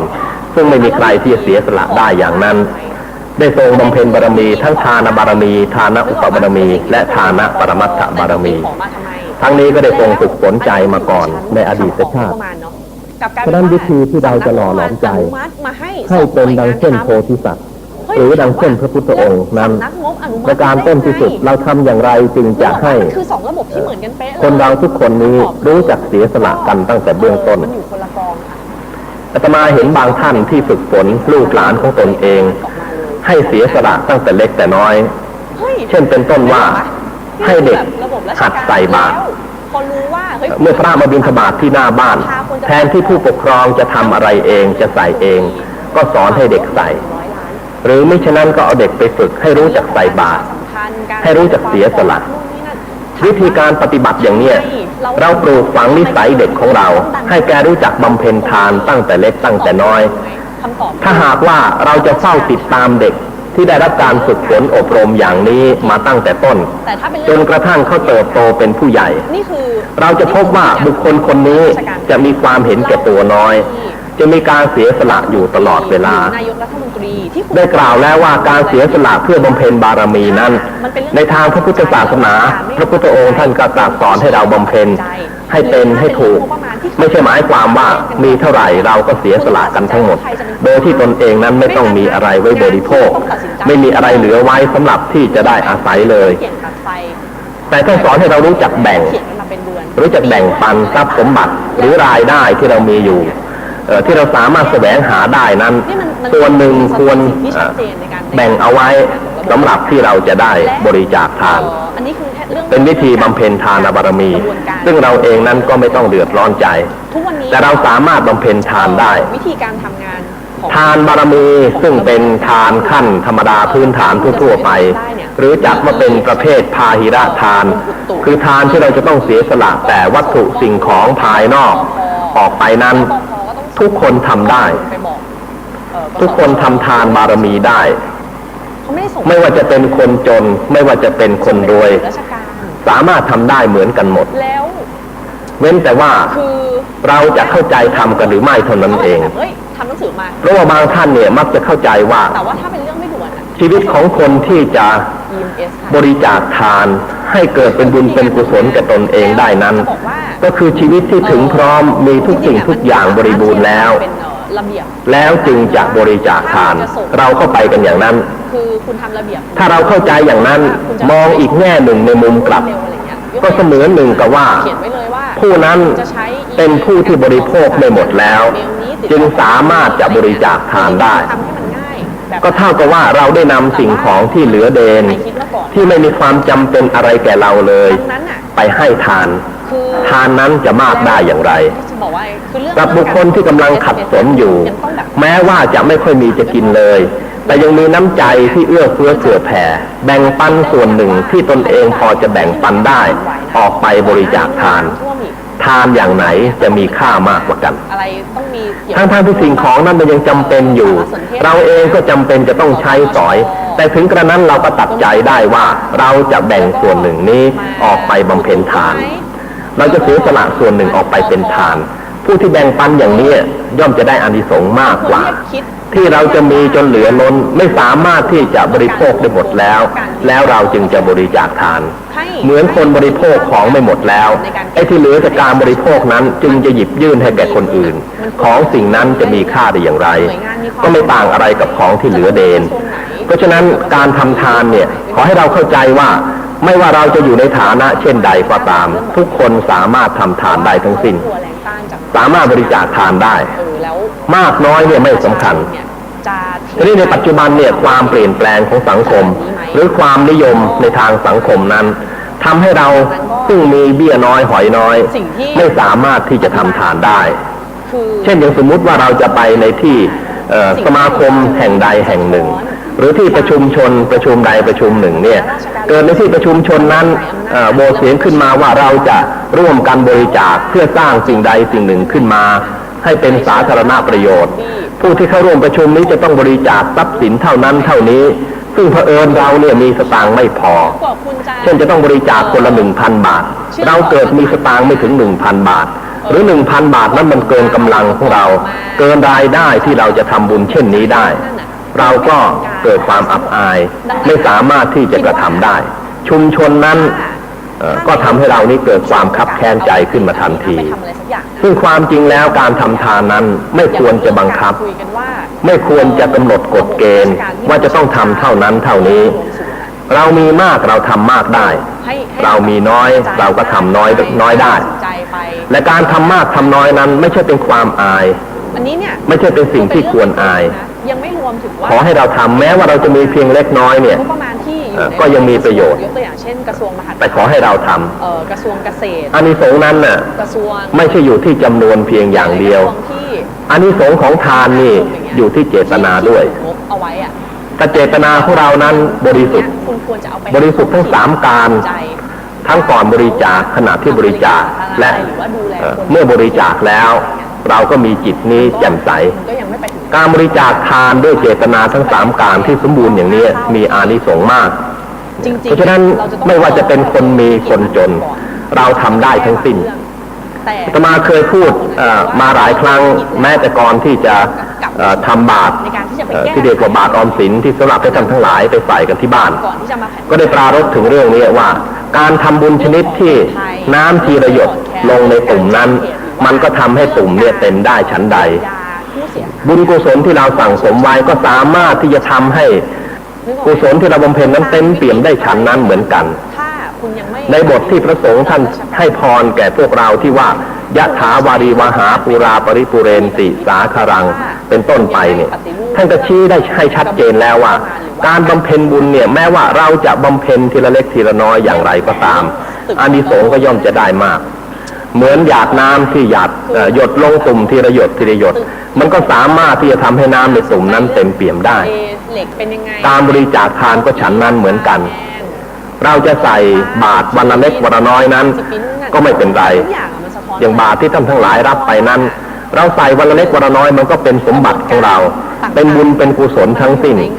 และจะเป็นบุญมากด้วยซึ่งเราสามารถทำบุญได้มากๆทำบุญได้มากๆหมายถึงว่าเราสามารถใส่บาตรกับพระเนรได้เป็นพันองค์เพราะว่าจำนวนพระเนรที่เราจะบำรุงเนี่ย1,000 กว่าองค์ 1,200 กว่ารูปเราใส่ไปบาตรหนึ่งเราก็ต้องนึกถึงพระเนร 1,200 กว่ารูปซึ่งเป็นเนื้อนาบุญของเราเป็นปฏิฆาหกของเรานึกถึงอย่างนี้อานิสงส์ก็มีมากแต่ถ้าเราจะมาทำกันในที่ชุมชนสักบาทหนึ่งในสมาคมแม้แค่ขอทำสักบาทหนึ่งเหมือนกับเราหยอดเหรียญกันเทศเราก็รู้สึกอายแต่บาทหนึ่งที่เราหยอดที่บ้านนั้นเราไม่อายใครเลยเรารู้สึกปลาบปลื้มปีติยินดีว่าเราเนี่ยได้ทำทานแล้วด้วยหยาดเหงื่อด้วยน้ำพักน้ำแรงของเราเนี่ยเราได้ทำลงไปแล้วอานิสงส์ย่อมได้โดยสมบูรณ์คนจนก็ทำบุญได้ ทีนี้ถ้าหากว่าเราไม่มีทานจะบริจาคเลยเนี่ยไม่มีเงินจะใส่บาตรเลยไม่มีอามิตรไม่มีสิ่งของอย่างใดอย่างหนึ่งที่เราจะเสียสละเลยนั้นจะบำเพ็ญทานได้ไหมทานบารมีเนี่ยจะบำเพ็ญได้ไหมในทางปฏิบัตินั้นคำว่าทานเนี่ยคราวที่แล้วอาตมาได้พูดถึงเรื่องอามิสทานกับธรรมทานระหว่างทานทั้งสองอย่างนี้ธรรมทานมีอานิสงส์มากแต่บกพร่องไปว่าไม่ได้พูดถึงทานอีกอย่างหนึ่งซึ่งทุกคนเนี่ยบำเพ็ญได้แล้วก็มีอานิสงส์มากกว่าอามิสทานอีกทานชนิดนั้นก็คืออภัยทานอภัยทานเนี่ยก็คือทานที่เราให้อภัยเช่นอย่างการอภัยโทษซึ่งเรานิยมปฏิบัติกันเนื่องในวันสำคัญของประเทศเช่นวันประสูติวันเฉลิมพระชนมพรรษาหรือการใดการหนึ่งที่เป็นมงคลขององค์พระมหากษัตริย์วันนั้นจะมีการพระราชทานอภัยโทษแก่ผู้ต้องขังให้ได้รับอิสรภาพนั่นคืออภัยทานหรืออย่างที่เราไปซื้อสัตว์ปล่อยเนี่ยจะสงเคราะห์เป็นทานประเภทไหนยังปล่อยนกปล่อยปลาปล่อยปูหรือปล่อยสัตว์ชนิดใดชนิดหนึ่งปล่อยเต่าจะสงเคราะห์เป็นทานชนิดไหนพวกนี้เป็นการให้ชีวิตเราไถ่ชีวิตของบุคคลที่ของสัตว์ที่กำลังจะถูกฆ่าตายให้เขาได้รับอิสรภาพอย่างนี้มันก็เป็นอภัยทานเป็นทานที่ประเสริฐซึ่งเรานิยมปฏิบัติกันอยู่ทีนี้นอกเหนือไปจากนั้นในทางปฏิบัติเนี่ยในสังคมมนุษย์ปัจจุบันนี้เราบำเพ็ญทานชนิดนี้ได้มากเกือบทุกวันเพราะว่าไม่มีวันไหนเลยที่ชีวิตนี้จะไม่ถูกกระทบกระทั่งในทางอารมณ์เพราะว่าเราเลยจะต้องได้รับการกระทบกระเทือนใจทางอารมณ์ตลอดเวลาซึ่งถ้าหากว่าเราจะบำเพ็ญทานชนิดนี้ก็ทำได้ทุกวันด้วยการให้อภัยในความล่วงเกินของบุคคลอื่นที่มีต่อเราจะเป็นทางกายวาจาหรือทางใจก็ตามการที่เราให้อภัยต่อผู้อื่นที่มากระทบกระทั่งกับเรานั้นก็จัดว่าเป็นทานชนิดหนึ่งเรียกว่าอภัยทานทานคือการให้อภัยผู้อื่นเขาจะร่วงเกินเราในทางใดทางหนึ่งก็ตามเราไม่ถือโทษโกรธเคืองไม่ผูกพยาบาทในการกระทำของบุคคลเหล่านั้นเราให้อภัยอย่างนี้ก็จัดว่าเป็นทานที่ประเสริฐเรียกกันว่าอภัยทานให้อภัยเขาในความล่วงเกินต่างๆเหล่านั้นทานชนิดนี้ก็เป็นทานที่ประเสริฐที่ทุกคนทำได้และท่านทั้งหลายลองคิดดูว่ามีบ้างไหมที่เราไม่กระทบกระเทือนเลยในชีวิตนี้ไม่มีเลยเราต้องได้รับการกระทบกระทั่งตลอดกาลอยู่ที่บ้านก็ต้องได้รับการกระทบกระทั่งจากบุคคลที่อยู่ในบ้านเดียวกันอยู่ในครอบครัวเดียวกันออกนอกบ้านเราก็ต้องพบคนที่กระทบกระทั่งกันนอกบ้านอาจจะพบกันบนรถเมล์เรือเมล์อาจจะพบกันกลางถนนหนทางหรืออาจจะพบกันในที่ทำงานในที่ใดที่หนึ่งก็ตามเมื่อเราได้กระทบถูกกระทบกระทั่งจากอนิจจารมณ์อย่างนี้เราก็คิดว่าเรานี้จะไม่ถือสาหาความอะไรเราให้อภัยในความล่วงเกินของบุคคลอื่นก็จัดว่าเป็นอภัยทานใครจะมาด่าเราใครจะมีนินทาว่าร้ายเราด้วยเหตุใดเหตุหนึ่งก็ตามเราทราบแล้วเราก็ให้อภัยใครก็ตามที่ลงมือกระทำเพื่อให้เกิดความเดือดร้อนแก่เราให้อภัยใครก็ตามที่ได้คิดร้ายต่อเราคิดริษยาเราคิดพยาบาทเราให้อภัยอย่างนี้ก็จัดว่าเป็นอภัยทานเป็นทานที่มีอานิสงส์มากที่ทุกคนทำได้ถ้าเราทำทานกันอย่างนี้ได้โลกมนุษย์นี้ก็เป็นสุขโลกมนุษย์นี้จะไม่มีการจองเวรเพราะปัจจุบันที่เรามีการลบราฆ่าฟันกันเรามีการจองเวรต่อกัน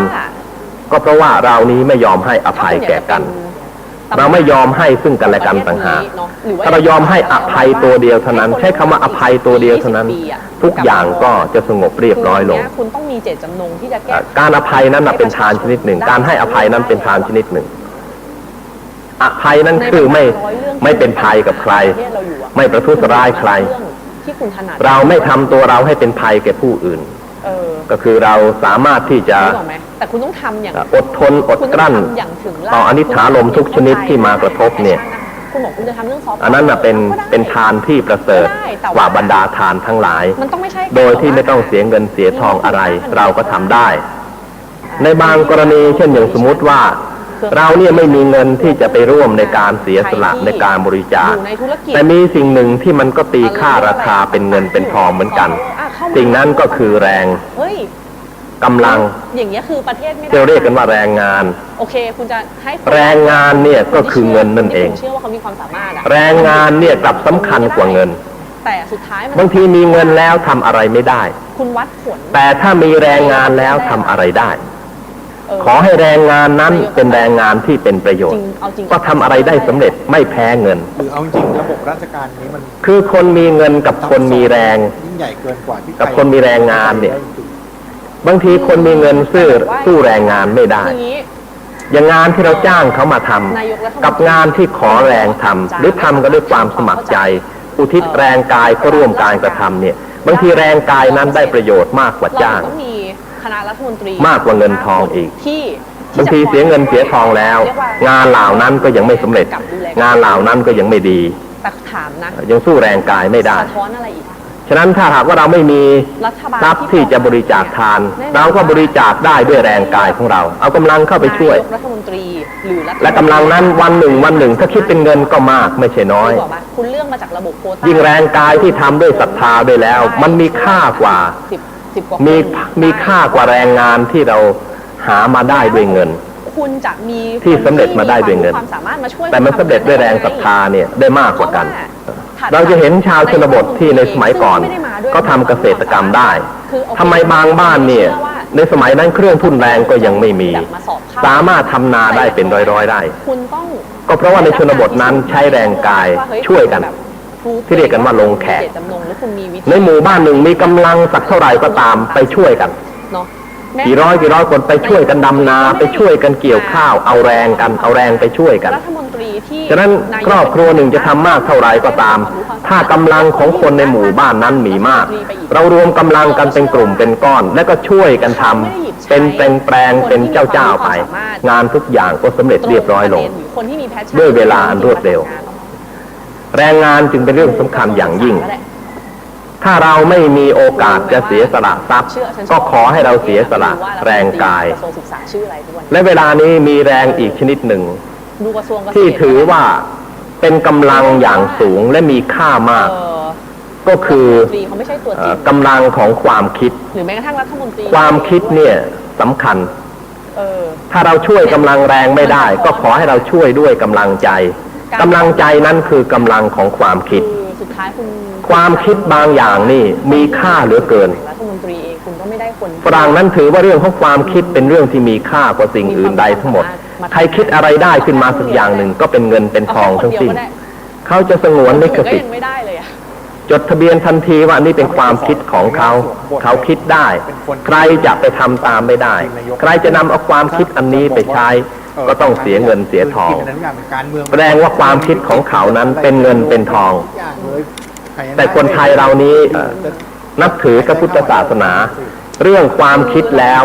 เราไม่หวงเรื่องของความคิดนั้นจึงถูกขโมยกันบ่อยๆมันจะมีคนบางกลุ่มเราคิดให้แล้วคนอื่นไปทำตามความคิดของเราก็มีอยู่มากมายแต่คนไทยเรานั้นถือหลักการเสียสละเพราะฉะนั้นความคิดดีๆมากมายเนี่ยแต่ว่าไม่มีราคาเป็นเงินเป็นทองเราคิดให้ลืมตาตื่นขึ้นมาคุณต้องหายใจโดยที่ไม่คิดราคาเลยให้ความคิดการช่วยเหลือกันด้วยความคิดด้วยกำลังใจ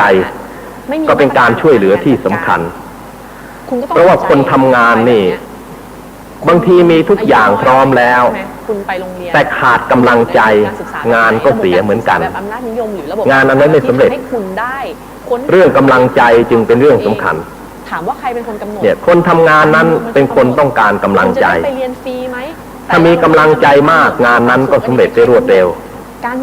งานที่หนักแสนหนักนั้นผู้ทำงานเขาทนได้ถ้าเขามีคนให้กำลังใจแต่ถ้าหากว่าคนทำงานนั้นขาดกำลังใจ แม้คนนั้นจะมีความรู้มีทุกสิ่งทุกอย่างพร้อมบริบูรณ์แล้วก็ตามงานก็อาจจะไม่สำเร็จเพราะว่ากำลังใจเสียไปซะแล้วหรือหมดกำลังใจในการที่จะทำงานทุกอย่างก็เป็นอัมพาตไปไม่สำเร็จกำลังใจจึงเป็นเรื่องสำคัญอีกเรื่องหนึ่งที่เราสามารถอุทิศเป็นทานได้เราช่วยอะไรไม่ได้เลยก็ขอให้ส่งกำลังใจไปช่วยกันซึ่งอันนั้นก็ถือว่าเป็นทานอีกชนิดหนึ่งนอกเหนือไปจากการบำเพ็ญทานที่เราเข้าใจกันเพียงแคบๆทั่วๆไปว่าจะต้องมีทรัพย์สินเงินทองสิ่งของไปบริจาคแต่นอกเหนือไปจากทรัพย์สินเงินทองที่เราจะบริจาคให้ซึ่งกันและกันแล้วกำลังกายกำลังใจกำลังความคิดก็เป็นทานที่สำคัญที่ทุกคนต้องการรับบริจาคที่สังคมต้องการเหมือนกันไม่น้อยไปกว่าทรัพย์สินเงินทองหรือสิ่งของอื่นๆแล้วบางทีมีของแล้วแต่ไม่มีความคิดของนั้นก็เหมือนกองขยะคนที่มีความคิดนี่ถึงจะมีสิ่งของมากมายอย่างไรสิ่งของที่กองอยู่มันก็มีค่าเหมือนกองขยะแต่ถ้าคนมีความคิดมีความคิดที่จะใช้ให้เป็นประโยชน์แล้วของในกองขยะนั้นมันก็เป็นประโยชน์มีค่าขึ้นมาทันทีจากความคิดก็สามารถทำสิ่งที่ได้ประโยชน์นั้นให้เกิดประโยชน์ขึ้นมาได้ที่มันจะเป็นขยะก็ไม่ต้องไปเป็นขยะแต่กลายเป็นของมีค่าขึ้นมาได้เนี่ยความคิดจึงเป็นสิ่งที่สังคมต้องการถ้าเราสามารถที่จะให้ความคิดเป็นทานแก่กันและกันได้แล้วเราก็ควรจะให้กันถ้าเรามุ่งที่ให้สังคมเจริญก้าวหน้าเราก็ต้องให้แนวแห่งความคิดให้แนวแห่งความคิดในทางที่ดีเพื่อความเจริญก้าวหน้าของสังคมในปัจจุบันนี้เรามักจะเห็นว่าเรื่องของการทำงานเรื่องของการบั่นทอนนั้นเป็นเรื่องของความสนุกสนานเราจะพบแต่ถ้อยวิจารณ์ต่างๆของบุคคลที่ไม่ได้ทำงานที่มีต่อผู้ทำงานในลักษณะต่างๆกันหลายอย่างโดยที่ผู้วิจารณ์นั้นไม่ได้คำนึงถึงว่าถ้อยวิจารณ์ทั้งหลายทั้งปวงที่เราวิจารณ์ไปนั้นจะบั่นทอนกำลังใจของบุคคลที่เขาทำงานมากน้อยอย่างไรถ้าเราจะใช้ถ้อยวิจารณ์ต่างๆเหล่านั้นไปในทางสร้างสรรค์ไม่ใช่ในทางที่ทำลายแล้วก็จะเกิดกำลังใจอย่างน้อยเราก็ให้ความคิดแก่ผู้ทำงานว่าควรจะทำอย่างไร งานนี้จึงจะเป็นประโยชน์เพราะถึงอย่างไรผู้นั้นเขาทำงานอยู่แล้วเป็นแต่เพียงเราไปแนะว่าควรจะทำอย่างไรจึงจะดีกว่าที่ทำอยู่ก่อนนั้นและควรจะใช้วิธีการอย่างไรจึงจะทำให้งานนี้สำเร็จได้อย่างรวดเร็วจึงจะทำให้งานนี้ประหยัดจึงจะทำให้งานนี้ได้ผลมากขึ้นเราไม่มีข้อแนะแนวอย่างนี้เรามีแต่ถ้อยวิจารณ์ไปในทางตำหนิติเตียนเป็นส่วนใหญ่ในทางที่จะสร้างสรรค์ให้มันเกิดเป็นกอบเป็นกรรมให้เป็นรูปเป็นร่างขึ้นมานั้นเราไม่ค่อยได้พบเท่าไหร่นักไม่ว่าจะเป็นทางใดทางหนึ่งไม่ว่าจะเป็นทางวิทยุทางหน้าหนังสือพิมพ์ในทางสังคมในที่ประชุมชนใดๆก็ตามแต่ถ้าเรามีในทางแนะนำในสิ่งที่เป็นประโยชน์ในทางสร้างสรรค์ซึ่งกันและกันแล้วเชื่อว่าความเจริญก็เกิดขึ้นแก่สังคมซึ่งการให้ลักษณะอย่างนั้นก็เป็นทานอย่างหนึ่งที่ประเสริฐเหมือนกันผู้ที่มีความคิดทั้งหลายควรที่จะบำเพ็ญกันได้เราสามารถที่จะให้กันได้ว่าควรจะทำอย่างไรการกระทำเช่นนั้นจึงจะเจริญจึงจะได้ผลดียิ่งขึ้นไม่ใช่ไปในทางตำหนิติเตียนไปในทางทำลายโดยเห็นว่าการทำลายคนอื่นได้นั้นเป็นความดีของตนเวลานี้เรามักจะถือเอาผลแห่งความดีในตรงที่ว่าสามารถทำลายคนอื่นได้ถ้าเราทำลายคนอื่นได้นั่นคือความดีของเราซึ่งเป็นความเข้าใจที่ผิดในทางจริยธรรมนั้นก็เป็นเรื่องของการใช้ไม่ได้เพราะการที่เราจะไปทำลายคนอื่นแล้วก็เห็นว่านั่นเป็นความดีของเราที่เราทำลายคนอื่นได้สำเร็จเป็นเรื่องของการทำลายไม่ใช่การสร้างสรรค์เป็นเรื่องของการถอยหลังไม่ใช่ก้าวหน้าของสังคมเนี่ยเพราะฉะนั้นลักษณะของทานที่เราจะบำเพ็ญกันเรามีทางที่จะบำเพ็ญได้หลายอย่างมีวิธีการที่เราจะทำได้ด้วยกันทุกๆคนตามฐานะตามภูมิปัญญาที่เรามีอยู่ทีนี้ทานนั้นจะมีค่าเป็นทานะบารมีขึ้นมา ได้กล่าวแล้วว่าทานทุกชนิดถ้าทำบ่อยๆก็เป็นบารมีอย่างทานบารมีที่เราทำกันอยู่เป็นประจำเช่นอย่างการบริจาคทานการเสียสละสิ่งของทรัพย์สินเงินทองออกไปเป็นทานอย่างนี้ที่เราทำกันอยู่เป็นประจำนั้นเป็นทานะบารมีเป็นการเสียสละภายนอกทีนี้ถ้าถึงขั้นเสียสละภายในอย่างเสียสละดวงตาเสียสละเลือดเสียสละเนื้อออกไปเป็นทานอย่างนี้ก็เป็นบารมีขั้นกลางสูงขึ้นไปอีกเป็นทานะอุปบารมีถ้าทานอันใดเราปรารภเอาชีวิตเป็นเดิมพันว่าสิ่งที่เราทำนี้เราทำด้วยชีวิตเรายอมสละชีวิตเพื่อการกระทำสิ่งนี้ในขณะที่เรากระทำลงไปชีวิตของเรานี้เกิดเสียไปจริงๆทานที่เราทำนั้นก็เป็นปรมัตถบารมีเช่นอย่างคนกำลังสละเลือดเนี่ยถ้าเราคิดว่าเรายอมให้เลือดแม้ชีวิตของเราเนี่ยจะตายเราก็ยอมและเอาชีวิตเป็นเดิมพันอย่างนี้ในขณะที่หมอกำลังเจาะเลือดเราอยู่เกิดเราตายในขณะนั้นท่านก็ได้บำเพ็ญปรมัตถบารมีแล้วเป็นบารมีที่สูงขึ้นไปอีกถ้าไม่ตายก็เป็นฐานะอุปบารมีอานิสงส์ก็ลดน้อยลงมาหน่อยแต่ถ้าถึงกับเอาชีวิตเป็นเดิมพันก็เป็นปรมัตถบารมีนี่หมายถึงการเสียสละซึ่งเอาชีวิตเป็นเดิมพันหรือสิ่งนั้นมีค่าเท่าชีวิตของเราถ้าไม่มีสิ่งนี้ชีวิตของเราอยู่ไม่ได้สิ่งนั้นก็เป็นฐานะปรมัตถบารมีเหมือนกันอย่างในมหาปริจจาคะที่พระเวสสันดรท่านได้บำเพ็ญมาเช่นการสละลูกสละเมียเนี่ยถ้าถามว่าลูกเมียนี่เป็นของภายนอกทำไมเป็นปรมัตถบารมีจริงลูกเมียนั้นเป็นของภายนอกแต่พระเวสสันดรก็รักลูกรักเมียตามชีวิตเหมือนกันรักลูกของตนเองดังชีวิตรักเมียเหมือนชีวิตเหมือนกันแต่สามารถตัดใจให้ได้นั่นก็จัดว่าเป็นปรมัตถบารมีคือสิ่งใดที่เรารักมากดุจชีวิตของเราเนี่ยแล้วเราให้สิ่งที่เรารักดังชีวิตนั้นออกไปเป็นทานได้ก็เป็นปรมัตถบารมีเป็นบารมีชั้นสูงได้เช่นกันเพราะฉะนั้นการบริจาคทานที่เราข้องใจกันว่าทำอย่างไรจึงจะเป็นปรมัตถบารมีนี้ก็ขอให้เข้าใจว่าปรมัตถบารมีเนี่ยจะเกิดได้นั้นก็ต่อเมื่อเรานี้มีชีวิตเป็นเดิมพันในขณะที่เราเสียสละเราให้แม้ชีวิตของเราเพื่อประโยชน์สุขของมหาชนอย่างทหารเขาไปรบเข้าสู่สงครามเขาก็ตั้งใจว่าเขาสละเขาพลีชีพเพื่อชาติสละชีพเพื่อชาติถ้าเขาเกิดต้องเสียชีวิตลงขณะทำหน้าที่เพื่อป้องกันประเทศชาติเขาก็ได้บำเพ็ญทานปรมัตถบารมีเขาสละชีวิตของเขาเพื่อชาติเพื่อพระศาสนาเพื่อพระมหากษัตริย์เขาก็ได้บำเพ็ญทานปรมัตถบารมีเหมือนกันการเสียสละชีวิตออกไปเพื่อเป็นทานนั้นถือเป็นยอดของการเสียสละเพราะไม่มีอะไรฉะนั้นวิธีฝึกหัดนอกจากตัวเราแล้วที่เราจะฝึกหัดเด็กของเรานั้นจึงควรฝึกหัดให้แกเสียสละก่อนเป็นเบื้องต้นให้แกรู้จักให้แกเห็นประโยชน์ในการให้ว่าการให้นั้นน่ะเป็นประโยชน์อย่างไรต้องพยายามฝึกเด็กอย่างนี้ให้แกเห็นประโยชน์จากการที่เราอุทิศมันเป็นเรื่องเล็กๆน้อยๆนะว่าที่เราอุทิศทุกสิ่งทุกอย่างออกไปด้วยความเสียสละนั้นยุงเยอะแล้วคนก็มันก่อให้เกิดประโยชน์อย่างไรแล้วอันนี้จะเป็นนิสัยของคนติดตนไปตลอดเวลาคนอย่างนี้อยู่ที่ไหนก็ไม่เห็นแก่ตัวและคนที่ไม่เห็นแก่ตัวนั้นท่านทั้งหลายลองคิดดูว่าใครบ้างจะไม่รักใครบ้างจะไม่นิยมคนทุกคนเขานิยมทั้งนั้นไม่มีใครเลยที่ไม่นิยมคนที่เสียสละเรานิยมคนเสียสละและเราก็ไม่นิยมคนที่เห็นแก่ตัว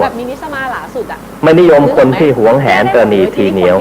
แต่เรานิยมคนเสียสละคนที่ให้ทุกสิ่งทุกอย่างแก่สังคม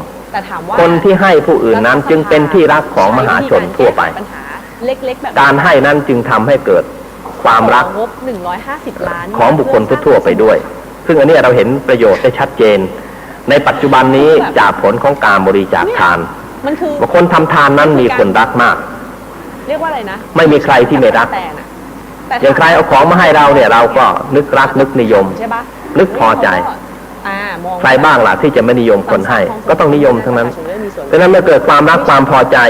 ในบุคคลที่เขานำสิ่งของมาให้แก่เราแล้วมันจะมีส่วนต่างเสมอการที่เราจะเกื้อกูลแก่กันนั้นก็ย่อมจะกระทำได้ง่ายส่วนต่างก็จะยิ่งเป็นเรื่องที่เราทุกคนควรศึกษากันดิฉันก็พูดได้เท่านี้ทีนี้ถ้าเราจะมองในมุมกลับว่าถ้าทุกคนเป็นคนบริจาคทานอย่างนี้ก็ต้องมีผู้ที่รับบริจาคทานการให้นั้นจะไม่เกิดผลเสียแก่บุคคลที่รับทานนั้นหรือเพราะบางคนนี่รับแล้วก็เคยตัวเมื่อรับมากรับบ่อยๆเข้าตัวเองก็เลยไม่ยอมทำอะไรมีหน้าที่อย่างเดียวคือคอยแบมือรับคอยว่าเมื่อใดเขาจะมาให้เราเสร็จแล้วบุคคลเหล่านี้ก็อาจจะพึ่งตัวไม่ได้เอาตัวรอดไม่ได้เพราะว่าชีวิตนั้นคอยแต่จะพึ่งพาอาศัยคนอื่นอยู่เสมอคุณจะต้องเก่งใจอันนี้ก็อาจจะเป็นผลเสียแก่สังคมเดี๋ยวเขาจะแบบน้อยใจแล้วเดี๋ยวเขาจะมาดังนั้นการให้เนี่ยในทางวิชาการเขาถึงได้แนะไว้ว่าควรจะให้แบบชนิดที่ให้ผู้รับนั้นสามารถพึ่งตัวเองได้ต่อไปไม่ใช่ให้อยู่ตลอดเวลา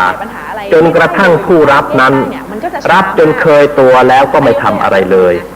โดยคำนึงถึงประการเดียวเท่านั้นว่าเรานี้เป็นผู้รับ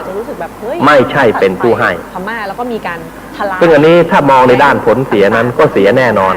แต่ไอ้ผู้อย่างนี้นะอย่างเราไปทำงานในด้านสังคมสงเคราะห์เนี่ยเราคิดว่างานสังคมสงเคราะห์คือการให้การเอาเสื้อผ้าไปแจกการเอายาไปแจกเอาสิ่งของไปให้ไม่ใช่มีความหมายเพียงแค่นั้นถ้าเราให้อย่างนั้นเพียงประการเดียวแล้วคนที่รับนั้นจะเคยตัว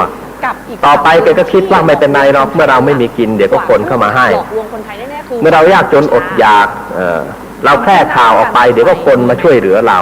ไม่ต้องไปขวนขวายทำมาหากินอะไรให้เหนื่อยยากเดี๋ยวเราก็ได้มาด้วยความสุขความสบายหลายอย่างซึ่งอันนี้ผลได้ก็เกิดเหมือนกันโดยเหตุเนี่ยการให้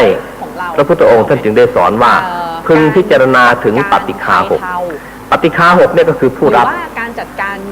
เราจะให้อะไรแก่ใครก็ตามต้องดูผู้รับเสียก่อนว่าจะทำให้ผู้รับได้เสียไหมถ้าเราให้ทุกสิ่งทุกอย่างแล้วผู้รับนั้นเกิดความเข้าใจผิดคิดว่าตัวเองเนี่ยไม่ต้องทำอะไรมีหน้าที่คอยรับเพียงอย่างเดียวผู้นั้นก็อาจจะเสียได้อาจจะทำให้มีนิสัยไปในทางที่เกียจคร้านไม่สร้างสรรค์อย่างใดอย่างหนึ่งให้เกิดขึ้นมีนิสัย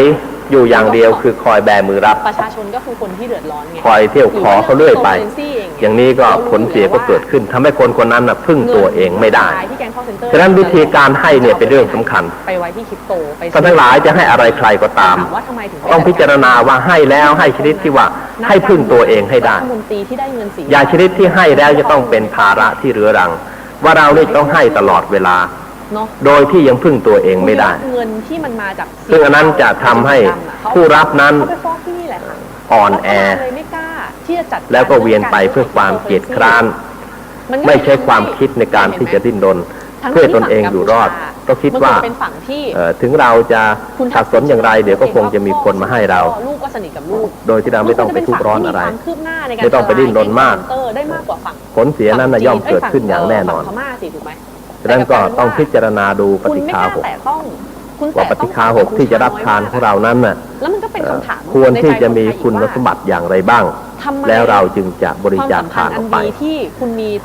เพราะว่าการให้อะไรต่างๆมากเกินไปเนี่ยผลเสียมันเกิดขึ้นโดยที่ผู้รับนั้นจะกลายเป็นคนพึ่งตัวเองไม่ได้แล้วก็คิดว่าทางเดียวเท่านั้นที่เราจะเลี้ยงชีวิตได้คือการขอเขาร่ำไปตลอดเวลาเพื่อชีวิตของตนเองเป็นอยู่เช่นวิธีการบำเพ็ญทานบารมีเนี่ยท่านทั้งหลายจะต้องเข้าใจว่าเราจะทำอย่างไรจึงจะไม่เกิดผลเสียแก่ผู้รับด้วยให้คำนึงถึงเรื่องเหล่านี้ด้วยถ้าจะให้ก็ต้องให้ชนิดที่ว่าช่วยให้เขานั้นพึ่งตัวเองได้ทุกเรื่องไม่ใช่ให้ตลอดเวลาเมื่อไม่ให้แล้วก็พึ่งตัวเองไม่ได้ซึ่งอันนี้ลักษณะนี้ก็หรือแม้แต่เราจะอยู่ในฐานะเป็นผู้รับเนี่ยก็ต้องคิดอยู่ตลอดเวลาว่าวันหนึ่งจะต้องตั้ง ยืนด้วยเท้าตัวเองได้เราจะไม่รับตลอดเวลาเมื่อเราตั้งตัวได้แล้วเราก็จะไม่รบกวนไม่ขอที่บุคคลอื่นนั้นมาขอเราที่จะให้เราถ้าลักษณะอย่างนี้ถ้าเราเข้าใจกันให้แจ่มแจ้งให้ถูกต้องแล้วผลเสียนั้นก็ไม่มีเพราะถ้าเข้าใจไม่ถูกแล้วเดี๋ยวเราจะพบแต่คนขอทานมากมายก็เห็นว่าคนทำทานมากก็ควรจะมีขอทานมากให้มันสมดุลกันมันก็ต้องอาศัยพวกเราที่ขอทานนั้นไม่ใช่ลักษณะดังที่ได้กล่าวมานี้ให้เขาเนี่ยเป็นเรื่องของการบำเพ็ญทานในทานชั้นสามัญในชั้นกลางคือชั้นอุปบารมีแล้วก็ในชั้นสูงคือในชั้นปรมัตถบารมีคืออยากไปคิดอย่างนั้นเลยทานเหล่านี้เห็นไหมสุดท้ายท่านทั้งหลายทำได้ทุกคนแม้ว่าจะไม่ถึงขั้นปรมัตถ์ก็ขอให้เป็นทานบารมีในขั้นธรรมดาเนี่ยแต่ว่าคนรู้ว่าแล้วก็ต่อไปเราสามารถทำได้ก็คือทานะอุปบารมีเวลานี้ทำได้โดยการให้ดวงตาให้เลือดที่สภากาชาติเขาก็บริการให้ในเรื่องนี้ซึ่งเราทุกคนก็ทำได้เป็นทานะอุปบารมีระหว่างที่เราเสียสละเลือดเนื้อนั้นคำถามจะแรงนิดนึงครับถ้าผมเราตั้งใจว่า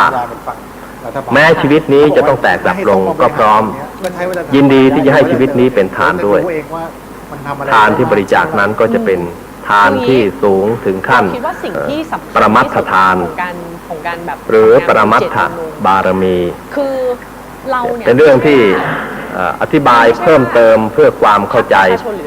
ของท่านทั้งหลายที่ฟังเมื่อคราวที่แล้วแต่ว่ายังไม่แจ่มแจ้งในทางปฏิบัติว่าเราจะปฏิบัติอย่างไรจึงจะ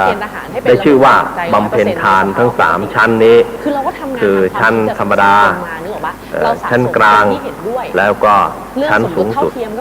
ก็ขอให้ปฏิบัติดังเช่นที่ได้บรรยายนี้เราก็ชื่อว่าได้ทำทาน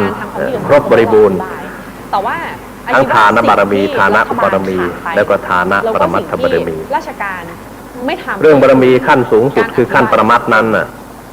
คงจะเป็นเพราะว่าบารมีเหล่านี้ไม่สาธารณะแก่สัตว์ทั่วไปจึงมีจังหวะที่จะเกิดให้แก่บุคคลเนี่ยน้อยคนที่เขาจะได้เสียสละชีวิตของเขาออกไปเป็นทานดังนั้นถ้าใครก็ตามที่มีโอกาสเสียสละชีวิตให้เป็นทานได้จึงถือว่าเป็นมงคลอันหนึ่งเป็นมงคลสำหรับผู้ที่ได้เสียสละเพราะน้อยที่เราจะได้บำเพ็ญทานขั้นนี้ยังสูงก็ดูเหมือนปัจจุบันนี้เราเพียงแต่ว่าบำเพ็ญได้แค่ทานะอุปบารมีคือเสียสละอวัยวะออกไปเท่านั้นแต่ทั้งถึงขั้นปรมัตถะเนี่ยเราก็ยังบำเพ็ญกันได้ไม่เต็มที่เรื่องการบำเพ็ญทานทั้ง3การทั้ง3ชั้นคือทานธรรมดากับทานะอุปบารมีกับทานะปรมัตถบารมีนี้เป็นการบำเพ็ญบารมี3ขั้นที่ทุกคนควรจะได้หล่อหลอมใจแล้วก็ฝึกฝนตั้งแต่บารมีชั้นธรรมดาถึงบารมีชั้นกลางแล้วก็บารมีชั้นสูงสุดโดยการเสียสละจากสิ่งเล็กน้อยเสียสละแรงกายเสียสละกำลังใจกำลังความคิดช่วยเหลือซึ่งกันและกันเสียสละทั้งวัตถุและเสียสละทั้งธรรมะให้ทั้งวัตถุให้ทั้งธรรมะเพื่อออกไปเป็นทานถ้าเราทุกคนทำได้ก็ถือว่าเป็นการบำเพ็ญบารมีในขั้นต้นเป็นการหล่อหลอมใจด้วยวิธีของพระพุทธเจ้าที่ได้ทรงบำเพ็ญมาแล้วเรื่องเกี่ยวกับการบำเพ็ญบารมี10 ทัศน์เนี่ยอาตมาเพิ่งนึกได้ว่าเรามีหนังสือที่ท่านทั้งหลายจะค้นคว้าหาอ่านได้คือบารมีสาธิตอาจารย์เกษมบุญศรีเนี่ยเคยบรรยายออกทางสถานีวิทยุยานเกราะของเราอยู่เป็นประจำแล้วก็ได้รวมเล่มชื่อว่าบารมีสาธิตมีบารมี10 ทัศน์เนี่ยอยู่บริบูรณ์แล้วก็มีทั้งนิทานประกอบนิทานนั้นถึงจะไม่หมดแต่ก็พอจะเห็นแนวทางบ้างว่าการบำเพ็ญบารมีทั้ง10เนี่ยเป็นบารมีชั้นต้นชั้นกลางชั้นสูงนั้นบำเพ็ญอย่างไรซึ่งท่านทั้งหลายสามารถที่จะหาอ่านได้ที่สำนักงานมูลนิธิของเราเนี่ยมีสำนักงานเราจัดทีมเองแต่มาเพิ่งจับอ่านเมื่อสักครู่เนี่ยลักษณะรูปเล่มเป็นอย่างนี้ หน้าปกนั้นเป็นพระพุทธรูปกำลังพระพุทธองค์กำลังผจญมารคือหลังรัฐประหารแล้วก็ได้ชนะมารด้วยบารมี10 ทัศน์ที่บำเพ็ญเป็นบารมีสาธิตคือเป็นคำบรรยายเรื่องบารมี10 ทัศน์ถ้าท่านอ่านเล่มนี้ด้วยแล้วก็ฟังคำบรรยายด้วยก็จะเข้าใจแจ่มแจ้งขึ้นซึ่งหนังสือนี้ก็มีอยู่ที่สำนักงานลองสอบถามเจ้าหน้าที่ดูพิมพ์ด้วยกระดาษบอลทั้งหมดวิธีการที่จะศึกษาให้ง่ายขึ้นในทางปฏิบัตินั้นจะต้องเขียนอีกลักษณะหนึ่งซึ่งเป็นวิธีการที่จะปฏิบัติที่จะให้เกิดประโยชน์ทางด้านของการปฏิบัติซึ่งอาตมาได้เริ่มเขียนไปบ้างแล้วถึงวิธีการที่เราจะหล่อล้อมใจเป็นการสร้างบุคลิกลักษณะของคนว่าคนนี่จะเป็นคนที่สมบูรณ์ที่ดีได้ซึ่งจะต้องพัฒนากันทุกภพทุกชาติเนี่ยจากชาตินี้ไปชาติหน้าคือทุกชาติเนี่ยเราจะต้องมีใจสูงขึ้นตามลำดับจะต้องไม่ถอยหลังถ้าจะเกิดเป็นมนุษย์อีกก็จะต้องดีกว่าชาตินี้จะต้องสูงกว่าชาตินี้จนกระทั่งถึงขั้นสูงสุดคือเราบรรลุถึงมรรคผลนิพพานเราสามารถละโลภโกรธหลงได้หรือผู้ที่บรรลุถึงซึ่งปัจเจกโคตร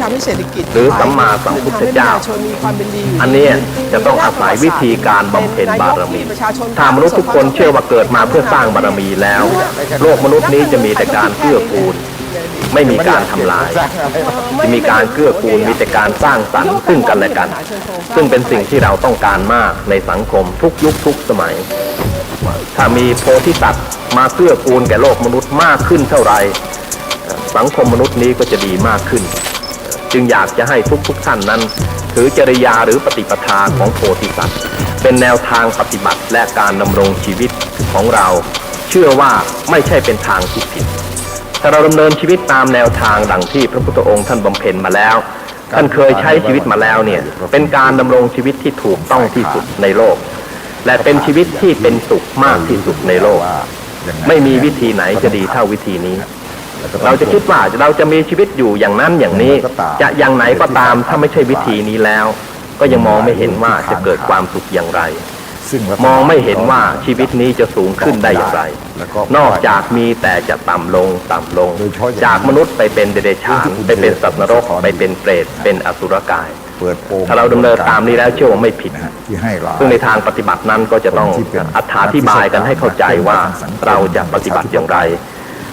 และก็จะต้องฝึกฝนกันอย่างไรตั้งแต่เริ่มต้นจนกระทั่งถึงที่สุดตะลึงไปด้วยกันเพราะบารมีนี้เราทำตลอดชีวิตจนกว่าเราจะตายจากโลกมนุษย์นี้ไปต้องบำเพ็ญอยู่ตลอดเวลา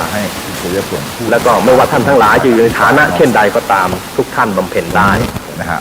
ถือปฏิปทาส่วนนี้เป็นหลักปฏิบัติได้ทุกคนและก็จะเกิดประโยชน์แก่เราเนี่ยอย่างสมบูรณ์ถ้าหากว่าเราทำได้ในลักษณะดังกล่าวนี้วันนี้จะมาอธิบายเพิ่มเติมในทานบารมีจากการที่บรรยายไม่แจ่มแจ้งจากครั้งที่แล้วให้ท่านทั้งหลายได้เข้าใจแจ่มแจ้งเพิ่มขึ้นอีกจากครั้งที่แล้วและคิดว่าเวลาการบรรยายในวันนี้ก็พอสมควรแก่เวลาจะมาขอยุติการบรรยายไว้แต่เพียงนี้วันนี้จะได้บรรยายเกี่ยวกับเรื่องบารมี10ต่อจากเมื่ออาทิตย์ที่แล้วเมื่ออาทิตย์ที่แล้วเราได้ศึกษาถึงทานบารมีคือเรื่องของการบำเพ็ญทานเพื่อให้เป็นบารมีขึ้นมาซึ่งเป็นบารมีข้อที่1ก็เห็นอยู่ค่ะว่าบารมีที่แต่ว่าเราก็ไม่รู้แน่ว่าหน่วยงานรองลงมาจากทานบารมีนั้นก็คือศีลบารมีก็ชัดเจนได้ชื่อศีลบารมีนี้ถือว่าเป็นพุทธการกธรรมข้อ2ที่ผู้ปรารถนาสัมมาสัมโพธิญาณจะต้องบำเพ็ญเป็นที่2รองจากพรรคประชาชนข้อนี้พรรคประชาชนเขาก็คือทั้งพรรคมีปรากฏอยู่ในอัตถกถาของพุทธกนิกายชาดกก็เลยรู้สึกว่าโอ้โหในหนังสือเล่มเดียวอัตถกถาจริยาปิฎกใช้คนใช้ทรัพยากรซึ่งในสมัยนั้นท่านสุเมธท่านได้บำเพ็ญทานบารมีก็คือในสมัยที่สมเด็จพระสัมมาสัมพุทธเจ้าของเรายังเป็นพระโพธิสัตว์อยู่ มันก็เป็นส่วนหนึ่ง เมื่อท่านได้ปรารภถึงพุทธการกธรรมข้อแรกคือทานบารมีแล้วเป็นเหตุการณ์สงครามจิตวิทยา ท่านก็ปรารภถึงพุทธการกธรรมต่อไปอีก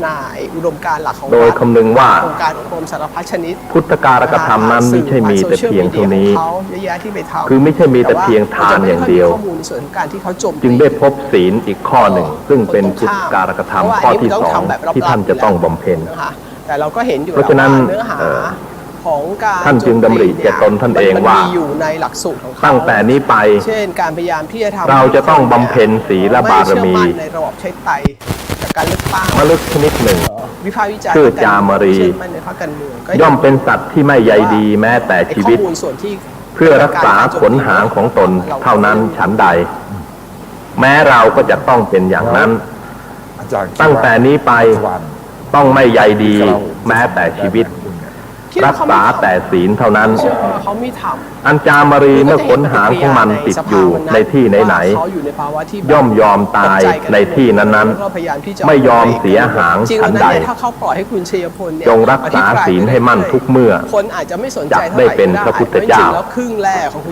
นี้เป็นปณิธานที่พระโพธิสัตว์ท่านได้ตั้งไว้เป็นปณิธานที่รองลงมาจากการบำเพ็ญทานคือการบริจาคก็มาถึงข้อรักษาศีลปัญหาที่เราจะต้องศึกษากันในวันนี้ก็คือเรื่องของศีลว่าศีลนั้นคืออะไรและศีลนั้นเมื่อเราปฏิบัติแล้วจะเป็นอุปสรรคต่อการดำรงชีวิตของเราหรือไม่ตลอดจนเป็นอุปสรรคต่อการที่เราจะประกอบกิจการงานเพื่อความเจริญก้าวหน้าเพื่อความอยู่เป็นสุขในภพปัจจุบันนี้หรือไม่เพราะว่าปัญหาเรื่องนี้เป็นเรื่องที่เราจะต้องศึกษาให้เข้าใจ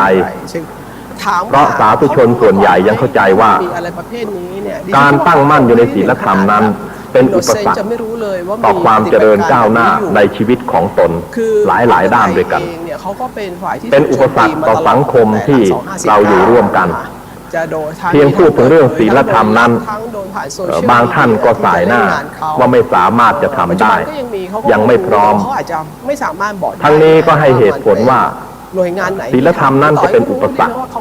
ต่อความเจริญก้าวหน้าของตนนั่นเองนี่เป็นเรื่องของความเข้าใจบางคนก็เข้าใจผิดคิดว่าการที่เราได้รักษาศีลก็ดีเราตั้งมั่นอยู่ในธรรมะก็ดีมันเป็นเรื่องของความทุกข์ทรมานเป็นเรื่องของคนที่ไม่มีอิสระเสรีเพราะฉะนั้นถ้ามามัวยึดมั่นในศีลธรรมอยู่ก็จะทำให้เสียประโยชน์ในทางโลกไปซึ่งเป็นประโยชน์ที่สำคัญเป็นประโยชน์เฉพาะหน้าที่ทุกคนจะต้องรักษาไว้ก่อนส่วนธรรมะนั้นไว้ว่ากันทีหลังเรื่องราวนี้เป็นเรื่องของความเข้าใจผิดของบุคคลเป็นจำนวนมากทั้งสิ้นเพราะว่า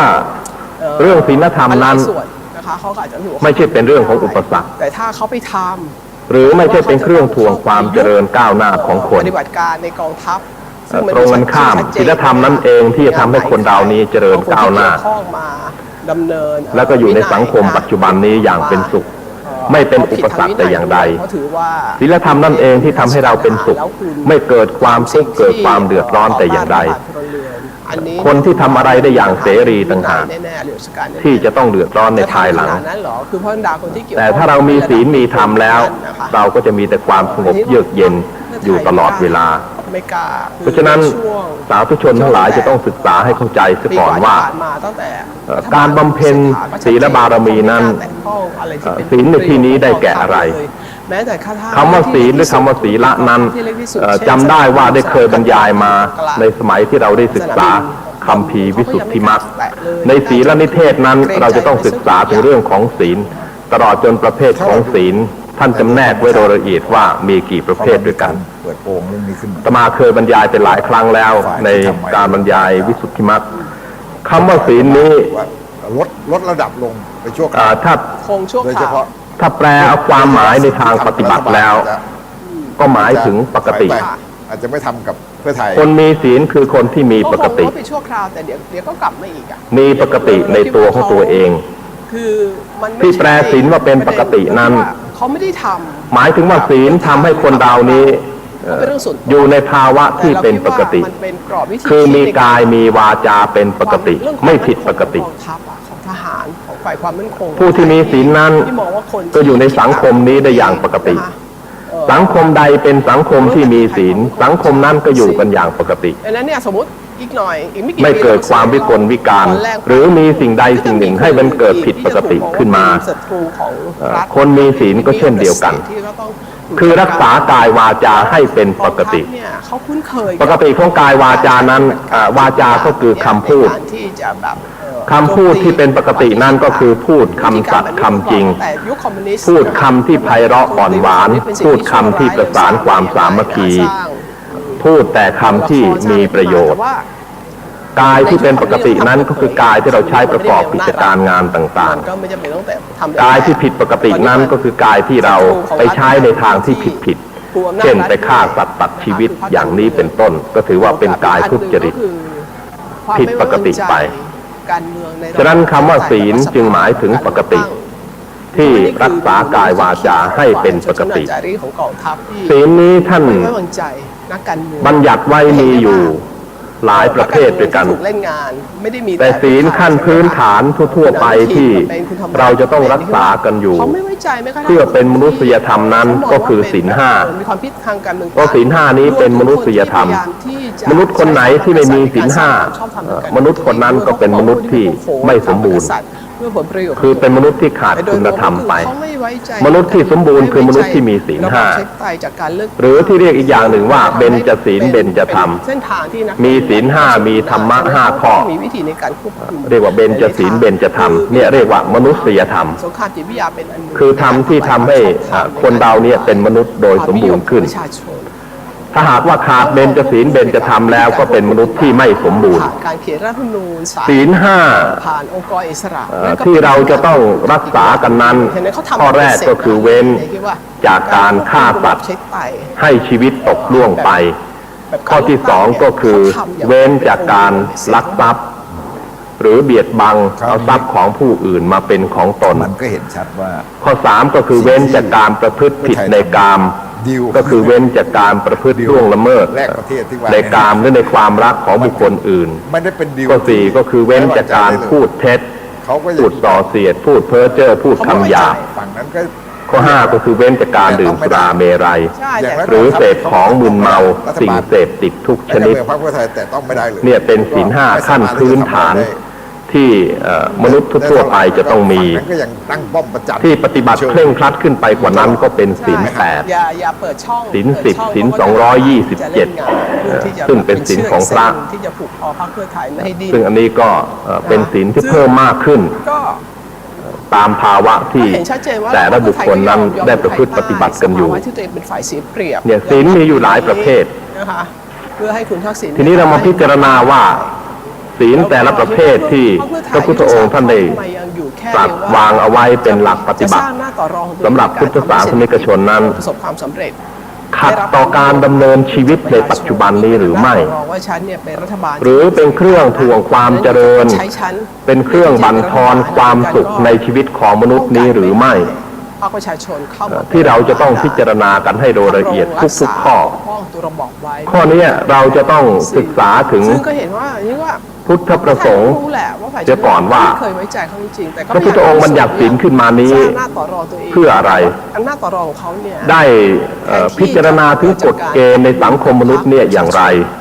จึงได้วางศีลห้าข้อนี้ขึ้นมาแล้วเป็นที่อัศจรรย์ว่าศีลห้าที่ได้วางไว้นี้มนุษย์ทั่วโลกไม่ว่าจะอยู่ในสังคมไหนๆยอมรับกันหมดว่าศีลห้านี้ถ้ารักษาได้เป็นประโยชน์เหลือเกินเรายอมรับกันทั่วไปในทุกสังคมว่าศีลห้านั้นเป็นประโยชน์แก่สังคมมนุษย์นี่หมายถึงท่านผู้รู้ผู้ที่เป็นบัณฑิตนั้นยอมรับแสดงให้เห็นว่าศีลห้าข้อที่พระพุทธองค์ท่านบัญญัติไว้นี้ไม่ได้จำเพาะเจาะจงเฉพาะบุคคลกลุ่มใดกลุ่มหนึ่งแต่ให้ถือเป็นหลักสากลสำหรับทุกบุคคลสามารถที่จะรักษาปฏิบัติได้ต่างจากศีลของพระของเณร อย่างศีลของพระของเนรนี่เป็นศีลที่รักษาเฉพาะกลุ่มเฉพาะบุคคลเช่นศีล227นี้ก็บัญญัติไว้สำหรับพระสงฆ์ศีลของสามเณร100 ข้อก็สำหรับไว้สามเณรศีลของภิกษุณีก็เฉพาะภิกษุณีมีเฉพาะกลุ่มเฉพาะกลุ่มแต่ศีล5 ข้อนี้เป็นหลักสากลทั่วไปที่ทุกคน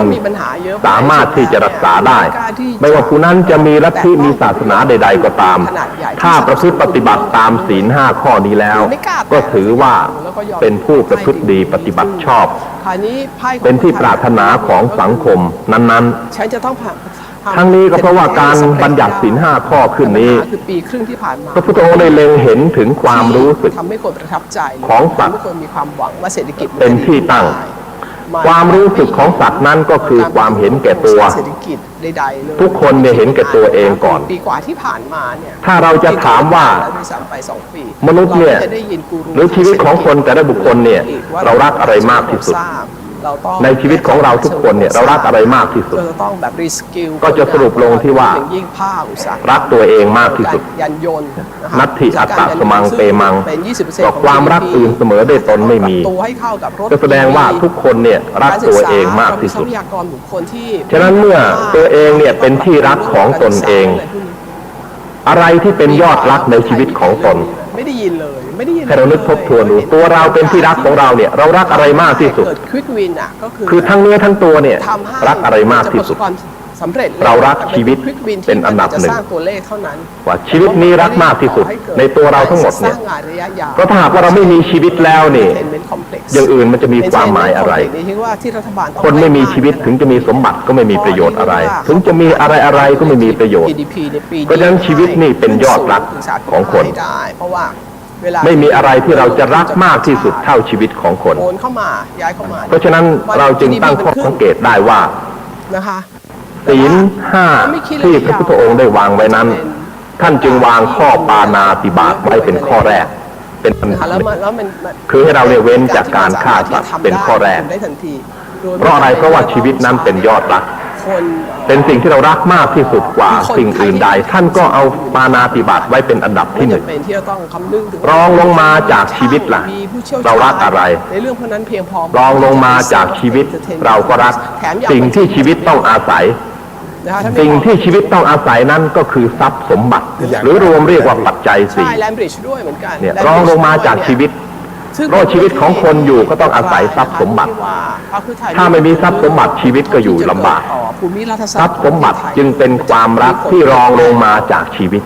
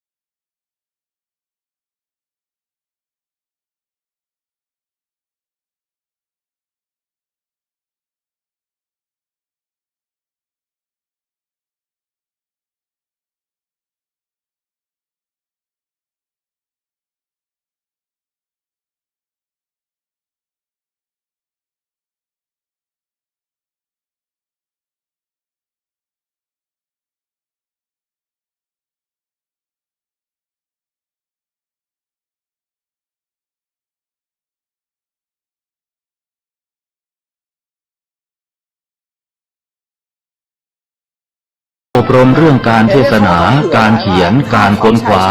ซึ่งอาจจะเป็นเรื่องเฉพาะตัวแต่ก็สามารถฝึกขึ้นมาได้ไม่คุ้มทุนในทางเศรษฐกิจก็อาจจะคุ้มทุนในทางความมั่นคงเราถือว่าเป็นการลงทุนของด้านความมั่นคงซึ่งเขาอยากได้ส่วนเราก็คือรัฐบาลเพื่อไทยก็คือหวังว่าจะให้มันเนื่องจากมันไม่มีโครงการอะไรที่จะทำได้ก็คือหวังว่า วันนี้จะได้บรรยายเกี่ยวกับเรื่องแล้วก็จะทำให้ GDP เพิ่มขึ้นบารมี10นะคะถามว่าต่อจากเมื่ออาทิตย์ที่แล้วจะจ้างคนงานไทยบ้างแต่คนงานจีนเมื่ออาทิตย์ที่แล้วเราได้การก่อสร้างขนาดนี้เนี่ยมันใช้เทคโนโลยีศึกษาถึงทานบารมีคือเรื่องของการบำเพ็ญทานเพื่อให้เป็นบารมีขึ้นมากับทางออกกับสินค้าไทยซึ่งเป็นบารมีข้อที่1ไปอีกจุดหนึ่งปัญหาคือคุณยังไม่บารมีที่ความเร็วสูงหรือรองลงมาจากทานบารมีนั้นก็คือศีลบารมีนะคะและอย่างคือสินค้าไทยเนี่ยศีลบารมีนี้ถือว่าเป็นพุทธการกธรรมข้อ2อันนี้ที่ผู้ปรารถนาสัมมาสัมโพธิญาณจะต้องบำเพ็ญขึ้นมานะคะตรงนั้นก็จุดที่ใกล้กับข้อนี้ไทยจากภาคเหนือภาคกลางภาคอีสานมีปรากฏอยู่ในภาคตะวันตกมากอัตถกถานะคะก็ทำไมจะต้องของพุทธกนิกายชาดกนะคะถ้าขนส่งทางบกมันก็ในอัตถกถาจริยาปิฎกที่บอกว่าจะเป็นจุดหนึ่งซึ่งในสมัยนั้นท่านสุเมธท่านได้บำเพ็ญทานบารมีก็คือในสมัยที่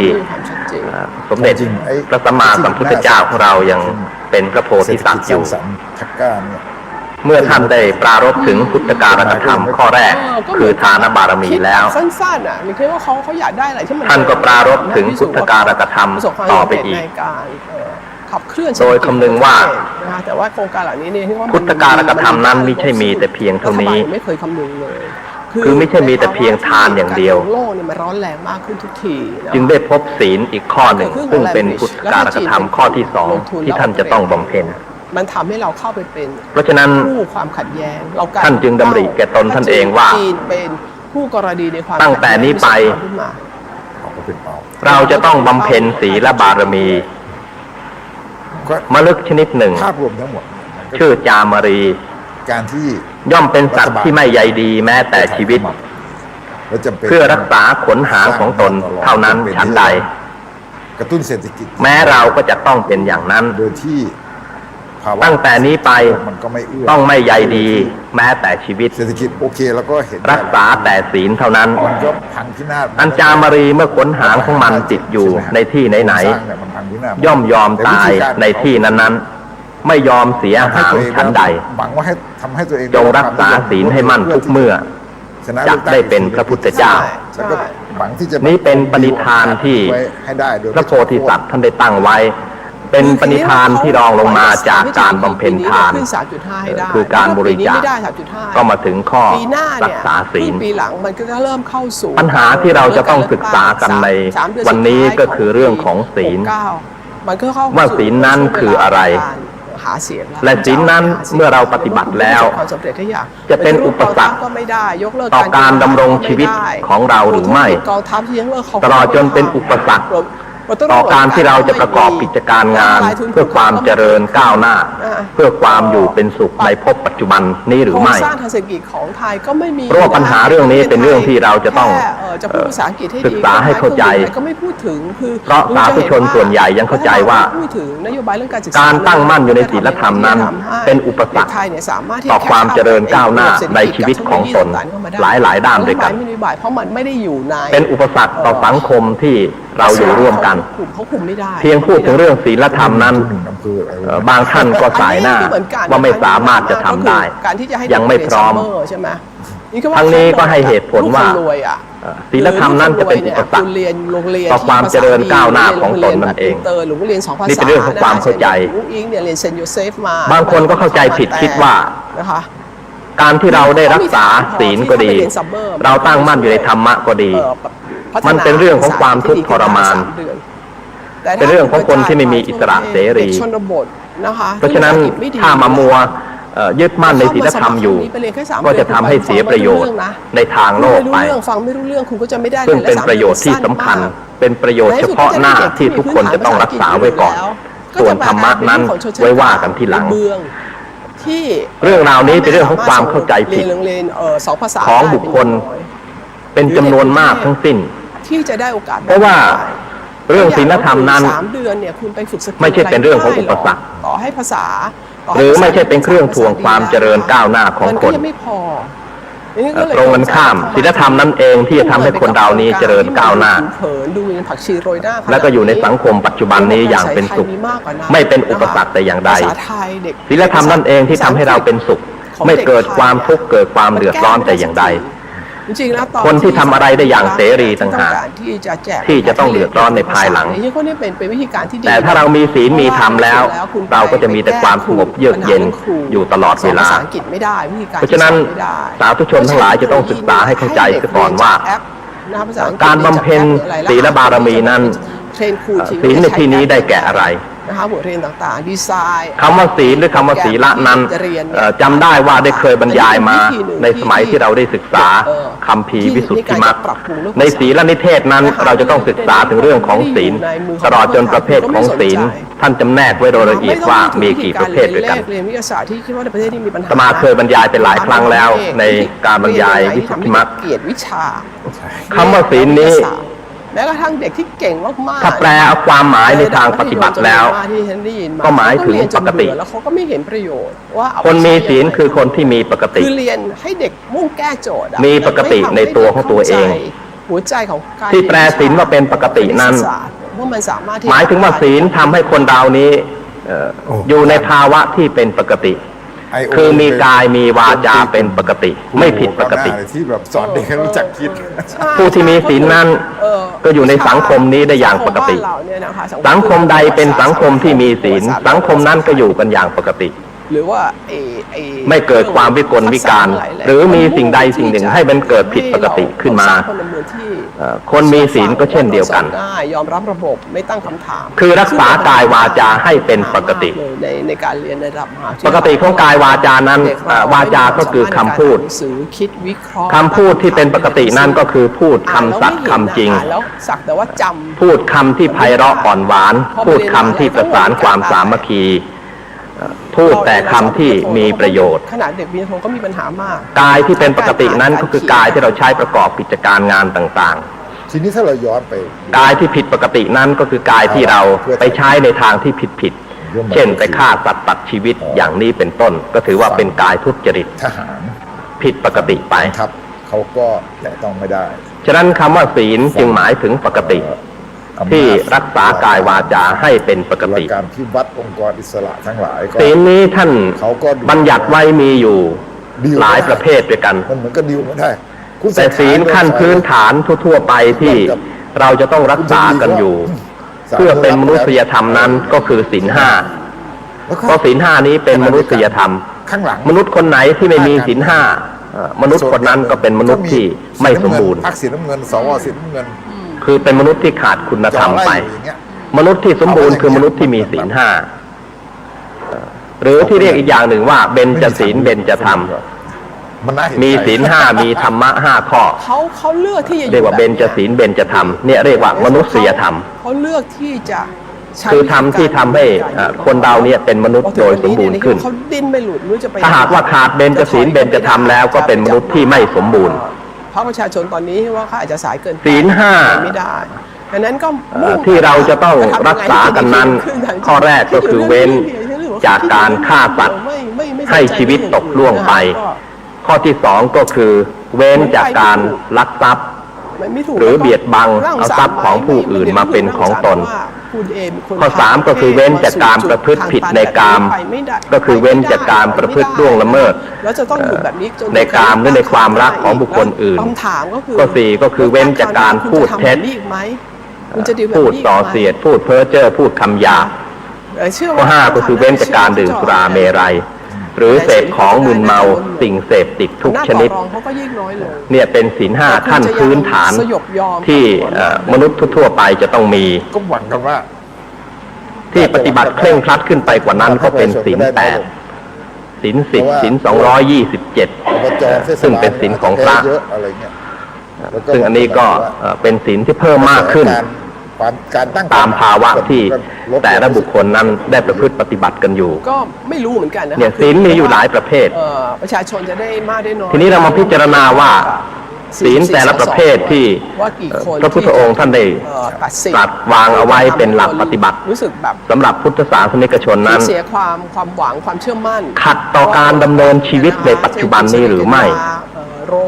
หรือเป็นเครื่องทวงความเจริญเป็นเครื่องบั่นทอนความสุขในชีวิตของมนุษย์นี้หรือไม่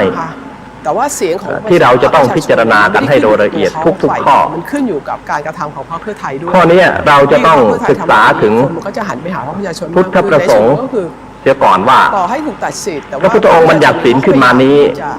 เพื่ออะไรมีส.ส.หน้าใหม่ๆซึ่งก็จะได้พิจารณาถึงกฎเกณฑ์ในสังคมมนุษย์เนี่ยอย่างไรจึงได้วางศีล5ข้อนี้ขึ้นมาถึง250ที่จะแล้วเป็นที่อัศจรรย์ว่าศีล5ที่ได้วางไว้นี้กลับไปที่เพื่อไทยมนุษย์ทั่วโลกไม่ว่าจะอยู่ในสังคมไหนๆคุณจะให้ยอมรับกันหมดว่าศีล5นี้ถ้ารักษาได้เป็นประโยชน์เหลือเกินเรายอมรับกันทั่วไปในทุกสังคมว่าศีล5นั้นเป็นประโยชน์แก่สังคมมนุษย์นี่หมายถึงท่านผู้รู้ผู้ที่เป็นบัณฑิตนั้นยอมรับจะสามารถที่จะจับมือกันในเรื่องแสดงให้เห็นว่าออกกฎหมายบางเรื่องศีล5ข้อที่พระพุทธองค์ท่านบัญญัติไว้นี้ยังสามารถที่จะทำไม่ได้จำเพาะเจาะจงเพราะว่ามันเฉพาะบุคคลกลุ่มใดกลุ่มหนึ่งแต่ให้ถือเป็นหลักสากลสำหรับทุกบุคคลสามารถที่จะรักษาปฏิบัติได้ต่างจากศีลของพระของเนนมันมีอีกตั้งหลายเรื่องอย่างศีลของพระของเนนนี่แต่ตอนนี้ก็คือเป็นศีลที่รักษาเฉพาะกลุ่มเฉพาะบุคคลเช่นศีล227นี้ก็บัญญัติไว้สำหรับพระสงฆ์ศีลของสามเณร100ข้อก็สำหรับไว้สามเณรศีลของภิกษุณีก็เฉพาะภิกษุณีมีเฉพาะกลุ่มเฉพาะกลุ่มแต่ศีล5ข้อนี้เป็นหลักสากลทั่วไปที่ทุกคนสามารถที่จะรักษาได้ไม่ว่าผู้นั้นจะมีลัทธิมีศาสนาใดๆก็ตามถ้าประพฤติปฏิบัติตามศีล5ข้อนี้แล้วก็ถือว่าเป็นผู้ประพฤติดีปฏิบัติชอบเป็นที่ปรารถนาของสังคมนั้นๆทั้งนี้ก็เพราะว่าการบัญญัติศีล5ข้อขึ้นนี้พระพุทธองค์ได้เล็งเห็นถึงความรู้สึกของสัตว์เป็นที่ตั้งความรู้สึกของสัตว์นั้นก็คือความเห็นแก่ตัวทุกคนเนี่ยเห็นแก่ตัวเองก่อนจับมือกันได้ไม่มีปัญหาอะไรถ้าเราจะถามว่าส่วนพวกมนุษย์เนี่ยหรือชีวิตของคนแต่ละบุคคลเนี่ยเรารักอะไรมากที่สุดทักษิณเปลี่ยนหรือว่าเขาก็พร้อมที่เปลี่ยนในชีวิตของเราทุกคนเนี่ยเรารักอะไรมากที่สุดคือมันไม่ใช่ความเกลียดโดยส่วนตัวก็จะสรุปลงที่ว่ารักตัวเองมากที่สุดความแค้นส่วนบุคคลนัตถิอัตตสมังเปมังก็ความรักอื่นเสมอได้ตนไม่มีก็แสดงว่าทุกคนเนี่ยรักตัวเองมากที่สุดนะคะแต่ว่าฉะนั้นเมื่อตัวเองเนี่ยเป็นที่รักของตนเองจะพูดอะไรลืมแล้วอะไรที่เป็นยอดรักในชีวิตของตนเมื่อกี้พี่ถามว่าอะไรนะโทษทีให้เรานึกทบทวนดูตัวเราเป็นที่รักของเราเนี่ยเรารักอะไรมากที่สุดคือทั้งเนื้อทั้งตัวเนี่ยรักอะไรมากที่สุดบางด้านอะไรเรารักชีวิตเป็นอันดับหนึ่งเขาไม่ทำว่าชีวิตนี้รักมากที่สุดในตัวเราทั้งหมดเนี่ยเพราะถ้าหากว่าเราไม่มีชีวิตแล้วนี่อย่างอื่นมันจะมีความหมายอะไรนะคะคนไม่มีชีวิตถึงจะมีสมบัติก็ไม่มีประโยชน์อะไรถึงจะมีอะไรก็ไม่มีประโยชน์เพราะฉะนั้นชีวิตนี่เป็นยอดรักของคนมันมีมาตราไม่มีอะไรที่เราจะรักมากที่สุดเท่าชีวิตของคนเพราะฉะนั้นเราจึงตั้งข้อสังเกตได้ว่าศีล5ที่พระพุทธองค์ได้วางไว้นั้นท่านจึงวางข้อปาณาติบาตไว้เป็นข้อแรกเป็นอันหนึ่งคือให้เราเนี่ยเว้นจากการฆ่าสัตว์เป็นข้อแรกเพราะอะไรเพราะว่าชีวิตนั้นเป็นยอดรักเป็นสิ่งที่เรารักมากที่สุดกว่าสิ่งอื่นใดท่านก็เอาปาณาติบาตไว้เป็นอันดับที่1ถ้าคุณไม่จัดการไก่รองลงมาจากชีวิตล่ะเรารักอะไรมันแก้ได้นะมันแก้ได้มาตรารองลงมาจากชีวิตเราก็รักสิ่งที่ชีวิตต้องอาศัยภาคประชาชนมันก็ร่วมมืออยู่แล้วสิ่งที่ชีวิตต้องอาศัยนั้นก็คือทรัพย์สมบัติหรือรวมเรียกว่าปัจจัย4 2 พรรคน่าจะมีผลประโยชน์ร่วมกันรองลงมาจากชีวิตเพราะชีวิตของคนอยู่ก็ต้องอาศัยทรัพย์สมบัติถ้าไม่มีทรัพย์สมบัติชีวิตก็อยู่ลำบากทรัพย์สมบัติจึงเป็นความรักที่รองลงมาจากชีวิตเป็นอันดับ2จึงวางอทินนาทานไว้เป็นข้อที่2ผลประโยชน์ร่วมกันทีนี้เราลงไปจากทรัพย์สมบัติล่ะเรารักอะไรสนุนจากประชาชนไม่ใช่พรรคเดียวอ่ะเรารักกาม2 พรรคร่วมกันทีนี้คำว่ากามหรือคำว่ากามะเนี่ยเมื่อมันถูกกันเราอย่าเพิ่งตีความหมายถึงความต่ำทรามเพียงประการเดียวกามะนี้หมายถึงความรักในความเป็นรัฐบาลฝ่ายค้านสิ่งที่เรามีความรักมีความยินดีเป็นกามทั้งสิ้นสมรสเท่าเทียมใช่ไหมคะเรื่องฉะนั้นไม่ว่าจะเป็นรูปเสียงกลิ่นรส หรือสัมผัสก็ตามจัดว่าเป็นกามเพราะเป็นสิ่งที่มนุษย์นี้มีความรักมีความพึงพอใจเรียกว่ากามสิ่งที่รองลงมาจากทรัพย์สมบัตินั้นก็คือกามเรารักกามเป็นระดับ3เพราะฉะนั้นจึงได้วางศีลข้อที่3ว่ากาเมสุมิจฉาจาราเวรมณีให้เว้นจากการประพฤติผิดในกามคือสิ่งที่เรารักสิ่งที่เราหวงแหนไม่ว่าสิ่งนั้นจะเป็นอะไรก็ตามจะเป็นรูปจะเป็นเสียงเป็นกลิ่นเป็นรสเป็นสัมผัสฉันขอทำเรื่องนี้ให้เว้นจากการประพฤติล่วงละเมิดในสิ่งที่เรารักเราพอใจเพราะประชาชนเขาเรียกร้องเยอะรองลงไปจากกามเรารักอะไรหาเยอะแยะไปหมดเลยเรารักความจริงคุณไม่สร้างคะแนนนิยมให้ตัวเองด้วยการเรารักความจริงบอกว่าฉันสามารถที่เรารักความสามัคคีกลมเกลียวกันเป็นสนามกอล์ฟคืนมาเรารักความอ่อนหวานเชียงใหม่ซึ่งมีเรารักสิ่งที่เป็นประโยชน์อยู่ในเขตอำเภอเมืองฉะนั้นท่านจึงได้บัญญัติศีลข้อที่4ว่าเมื่อเรารักความจริงเราก็ต้องเว้นจากการพูดในสิ่งที่ไม่จริงเขาก็ไม่กล้าไงจึงได้บัญญัติมุสาวาทาเวรมณีไว้เป็นอันดับที่4จะโต้แถลงรองลงไปจากความจริงเรารักอะไรทำไมพรรคเพื่อไทยจะไม่เรารักความไม่ประมาทความเป็นผู้มีสติสัมปชัญญะที่สมบูรณ์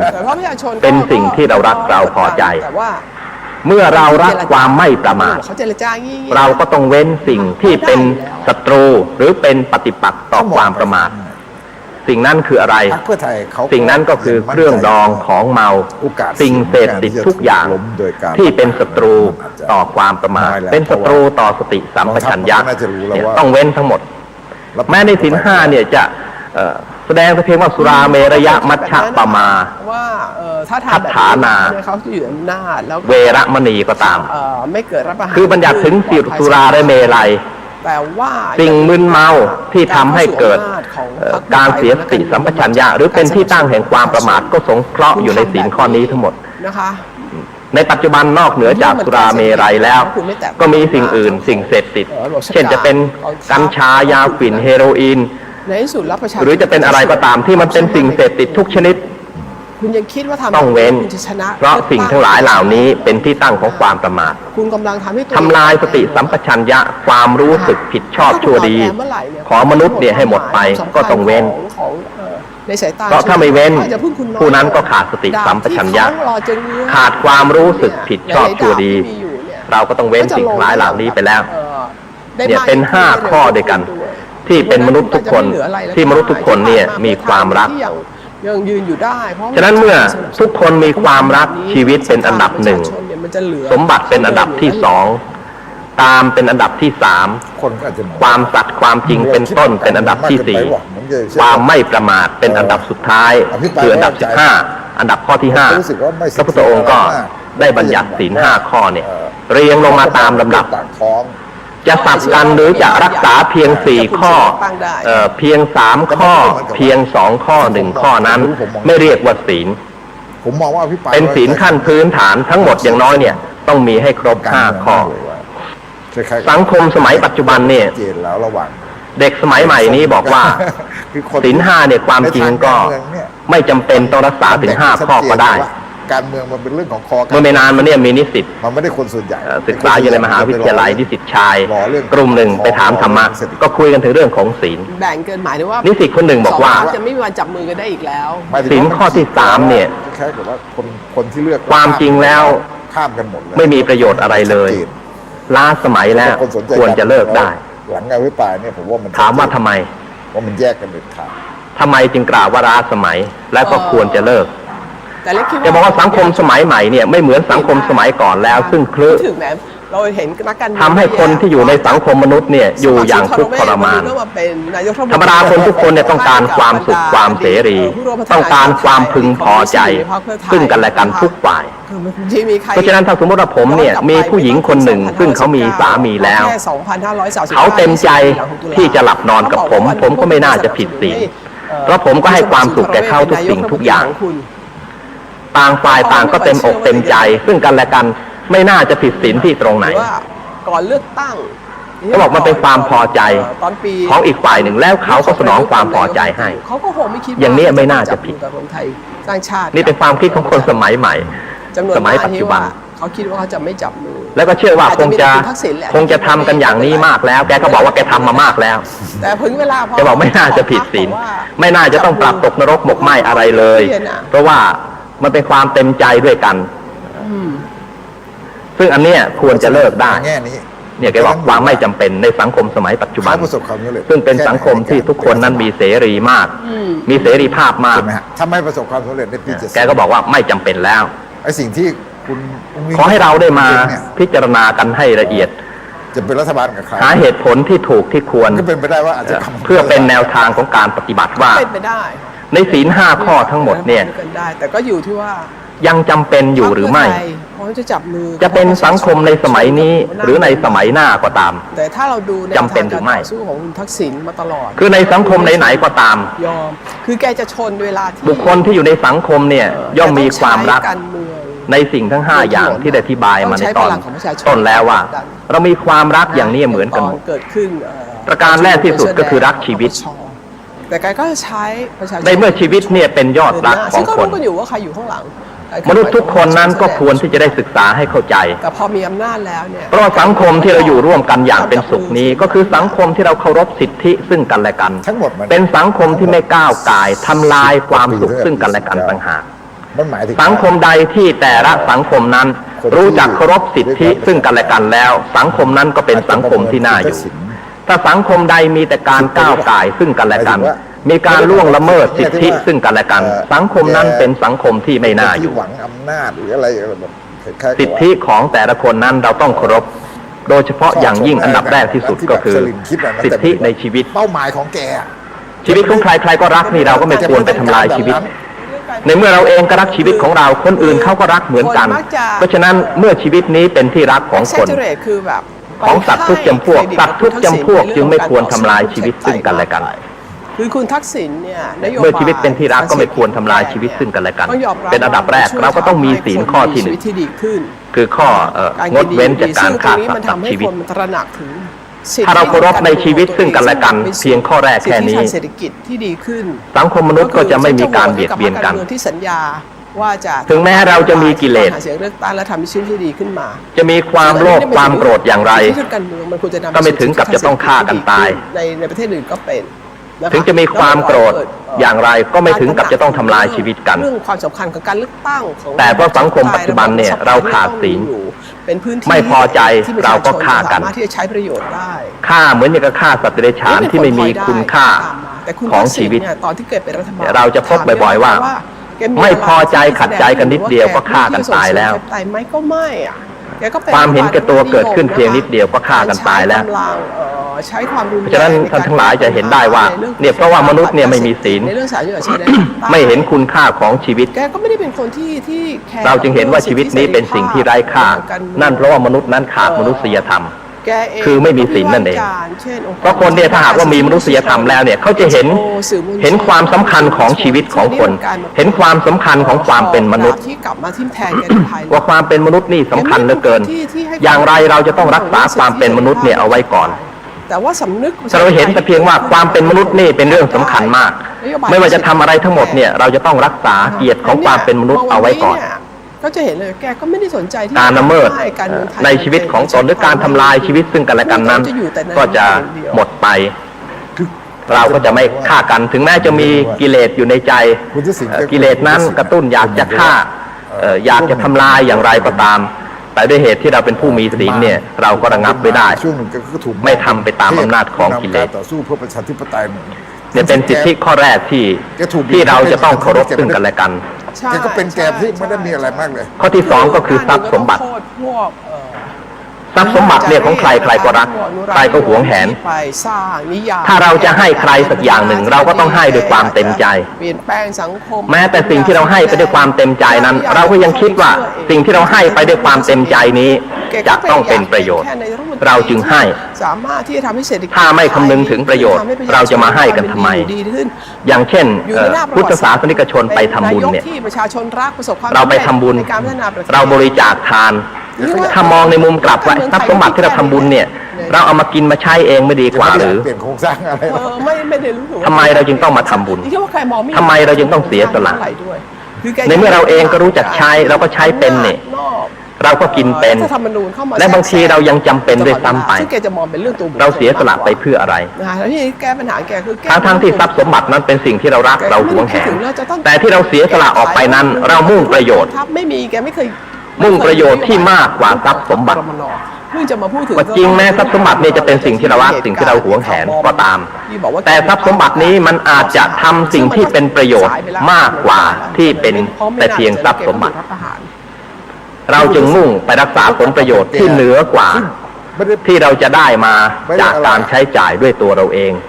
สิ่งนั้นก็คือบุญไม่ได้ร้ายอะไรไปกว่าที่คนบุญมีคุณค่าเหนือกว่าเราจึงสละทรัพย์ออกไปเพื่อบำเพ็ญบุญเพื่อให้ได้บุญมาถือว่าบุญนั้นเป็นของถาวรกว่าถ้าเราจะเอาทรัพย์สมบัติมาใช้เองเราใช้ในเรื่องอะไรบ้างในตัวเราเองอย่างดีก็ไปซื้ออาหารมากินนึกอยากจะกินอะไรก็ไปซื้อเอามากินกินให้อิ่มนึกอยากจะได้เสื้อผ้าชุดไหนแล้วก็ไปซื้อมาสวมใส่แต่งให้สบายนึกอยากจะอยู่ที่ไหนสบายๆแล้วก็สร้างที่อยู่ขึ้นมามันก็เป็นแต่เรื่องของความสะดวกสบายในชีวิตของตนเพียงแค่นี้ไม่มีอะไรมากไปกว่านี้ถ้าพูดถึงอาหารที่กินจริงเรากินอิ่มแล้วนะคะที่เขาว่าเรื่องธุรกิจแต่ว่ามันไม่อิ่มตลอดไปเองก็ไม่พอใจอิ่มชั่วประเดี๋ยวประดาวแล้วมันก็หิวต่อไปอีกเราก็ต้องไปซื้อมากินอีกและมันก็หิวอีกอย่างเนี้ยไม่สิ้นสุดยิ่งถ้ามาพิจารณาถึงตัวเราเองส่วนรวมชีวิตของเราเลยแล้วมันก็ยิ่งจะไม่น่าจะทำบุญใหญ่เพราะตัวเราเองนี้มันเป็นที่ตั้งของความไม่เที่ยงเป็นที่ตั้งของความทุกข์แล้วก็เป็นอนัตตาด้วยไม่ใช่เป็นอัตตาหาตัวตนจริงๆก็หาไม่พบหาตัวเราจริงๆก็หาไม่พบต้องการที่จะเปลี่ยนแปลงอะไรมันก็เป็นสิ่งที่ไม่น่าจะบำรุงบำเรออะไรจนมากนักเพราะว่าสิ่งทั้งหลายเหล่านี้ก็ตกอยู่ในฐานะที่เป็นอนิจจังที่เป็นทุกขังที่เป็นอนัตตาอยู่ถ้าเราจะบำรุง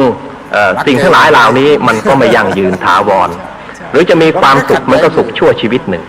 ชั่วโลกนี้เท่านั้นเองและก็อาจจะเป็นความสุขเฉพาะทางร่างกายส่วนความสุขทางจิตใจนั้นอาจจะไม่มีเลยความสุขทางกายนั้นก็เป็นความสุขชั่วประเดี๋ยวประดาว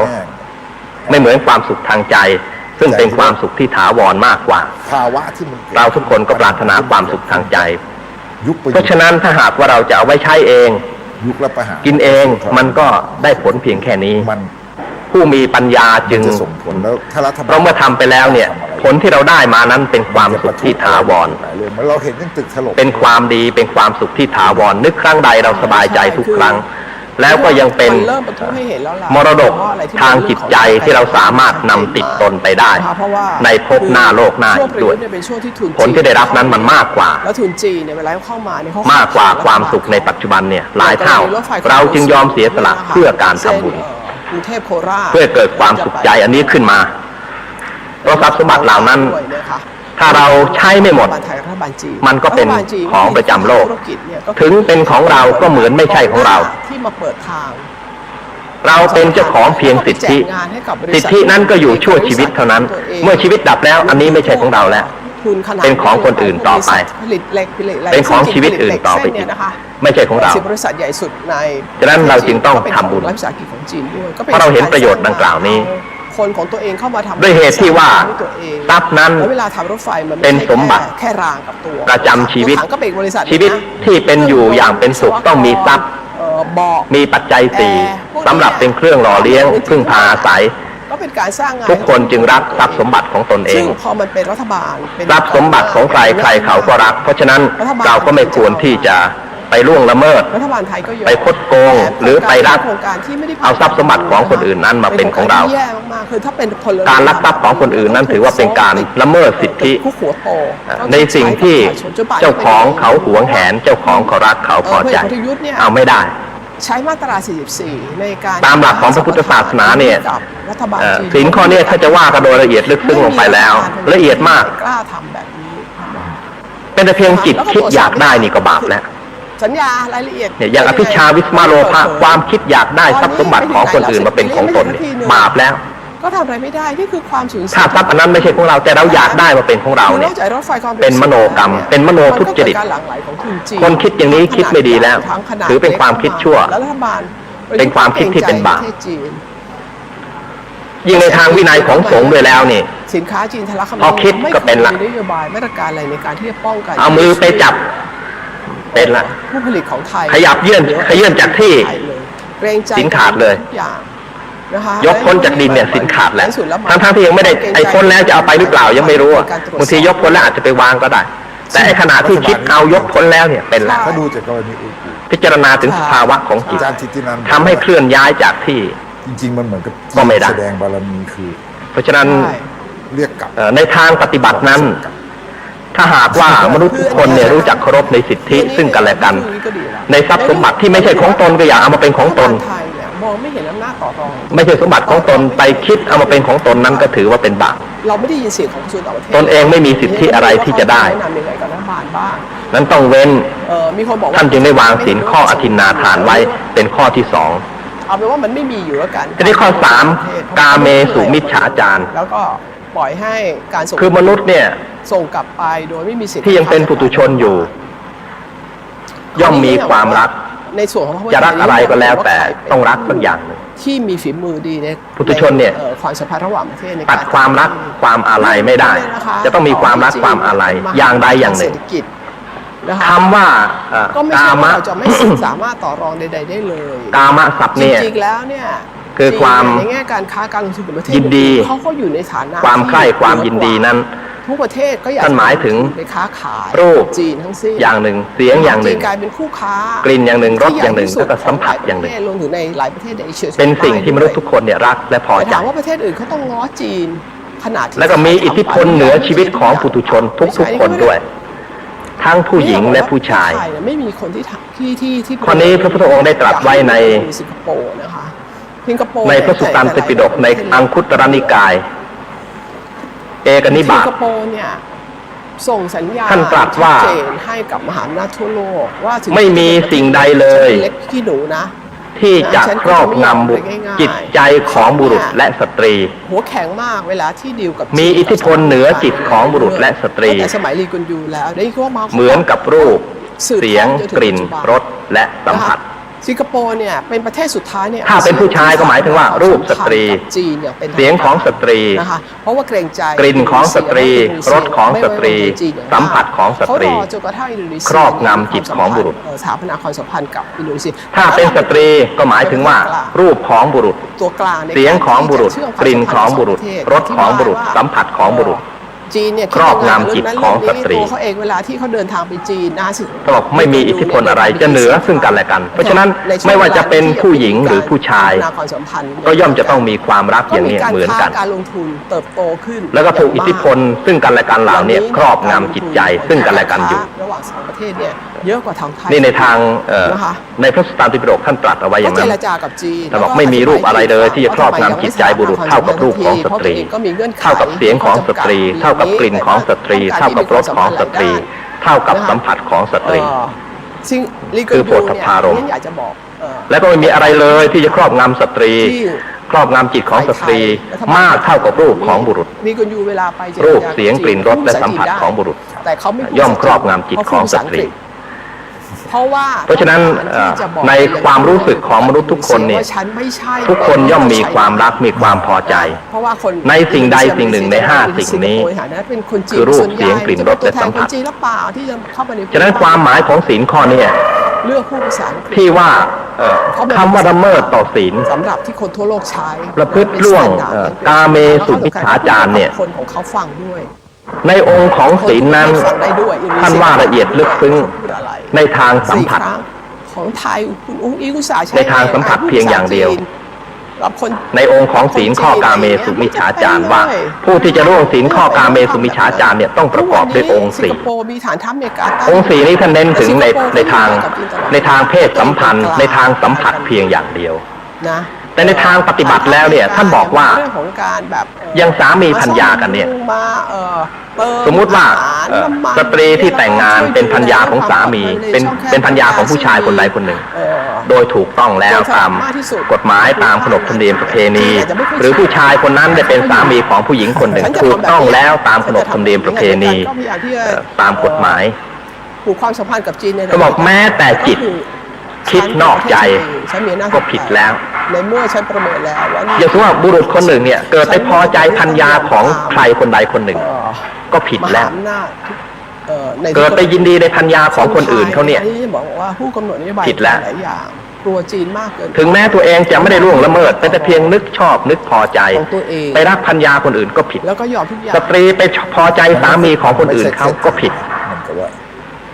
หรือแม้แต่จะคิดล่วงละเมิดนอกใจกันอย่างสามีภรรยาเนี่ยคิดนอกใจซึ่งกันและกันก็ผิดในทางใจนั้นต้องไม่คิดนอกใจซึ่งกันและกันนี่ก็คือไอ้สิ่งอื่นมาเป็นส่วนประกอบไม่ว่าจะเป็นระบบเนี่ยในทางปฏิบัตินั้นแม้แต่เพียงคิดเนี่ยก็ไม่ควรจะคิดถ้ารู้ว่าเขามีสามีมีภรรยาแล้วไม่ควรจะคิดเพราะว่าคนคนนั้นมีเจ้าของแล้วมันเละไปมีเจ้าของที่ถูกต้องตามกฎหมายตามขนบธรรมเนียมประเพณีซึ่งเราไปละเมิดไม่ได้เพราะว่าความรักของใครใครเขาก็รักถ้าเราไปละเมิดก็เหมือนกับเราละเมิดในความรักของบุคคลอื่นโดยเฉพาะองค์กรที่ทำทีนี้ในสังคมปัจจุบันเนี่ยบอกก็ไม่เห็นเสียหายอะไรคำว่าไม่เสียหายนั้นก็คือเรามองในด้านที่ว่าไม่ผิดกฎหมายถ้าหากว่าการกระทำนั้นเขาจับไม่ได้กับสภาวะที่เป็นอยู่ไม่สามารถแล้วก็ที่มันเวิร์กที่มันฟังก์ชันเขาเต็มใจนั่นสิคือจะเป็นฝ่ายชายเต็มใจหรือฝ่ายหญิงเต็มใจก็ตามมีความเต็มใจซึ่งกันและกันแล้วก็ไม่น่าจะผิดในทางศาสนาไม่ได้จะให้ลงถนนหรอถือว่าผิดลงถนนก็ไม่สามารถจะได้ความผิดเนี่ยมันจะร้ายแรงอย่างไรเรามองไม่เห็นความลึกซึ้งมองไม่เห็นความเดือดร้อนว่ามันจะร้ายแรงอย่างไรเพราะว่ามนุษย์ทุกคนเนี่ยที่ขาดปัญญานั้นเราก็มองเห็นแต่เฉพาะปัญหาเฉพาะหน้าความสุขเฉพาะหน้าแต่เรามองไม่เห็นไอ้ผลที่ตามมาที่เรายังมองไม่เห็นอีกที่มันลึกซึ้งลงไปซึ่งเรามองไม่เห็นมันมีอะไรบ้างท่านทั้งหลายจะเห็นในปัจจุบันนี้เหมือนกับจริงอยู่แม้ว่าการละเมิดศีลในข้อนี้ซึ่งกันและกันนั้นสถานการณ์เขาก็แย่ลงไปจะกลายเป็นแฟชั่นของสังคมปัจจุบันนี้ว่าต่างฝ่ายต่างนั้นก็ให้อภัยซึ่งกันและกันอย่างสามีสามารถยกภรรยาให้ชู้ได้หรือภรรยาสามารถยกสามีให้กับชู้ได้อย่างเนี้ยแต่ว่าในทางศีลธรรมนั้นมีโทษทั้งสิ้นคือในทางกรรมหรือผลแห่งกรรมนั้นย่อมมีอยู่ถือว่าเป็นการทำบาปที่สำเร็จแล้วผลแห่งบาปนั้นย่อมมีไม่ทำอะไรเขาไม่เพราะฉะนั้นถ้าเราติดตามดูว่าไอ้ผลแห่งบาปเนี่ยที่มันเป็นความไม่ดีในปัจจุบันเนี่ยคืออะไร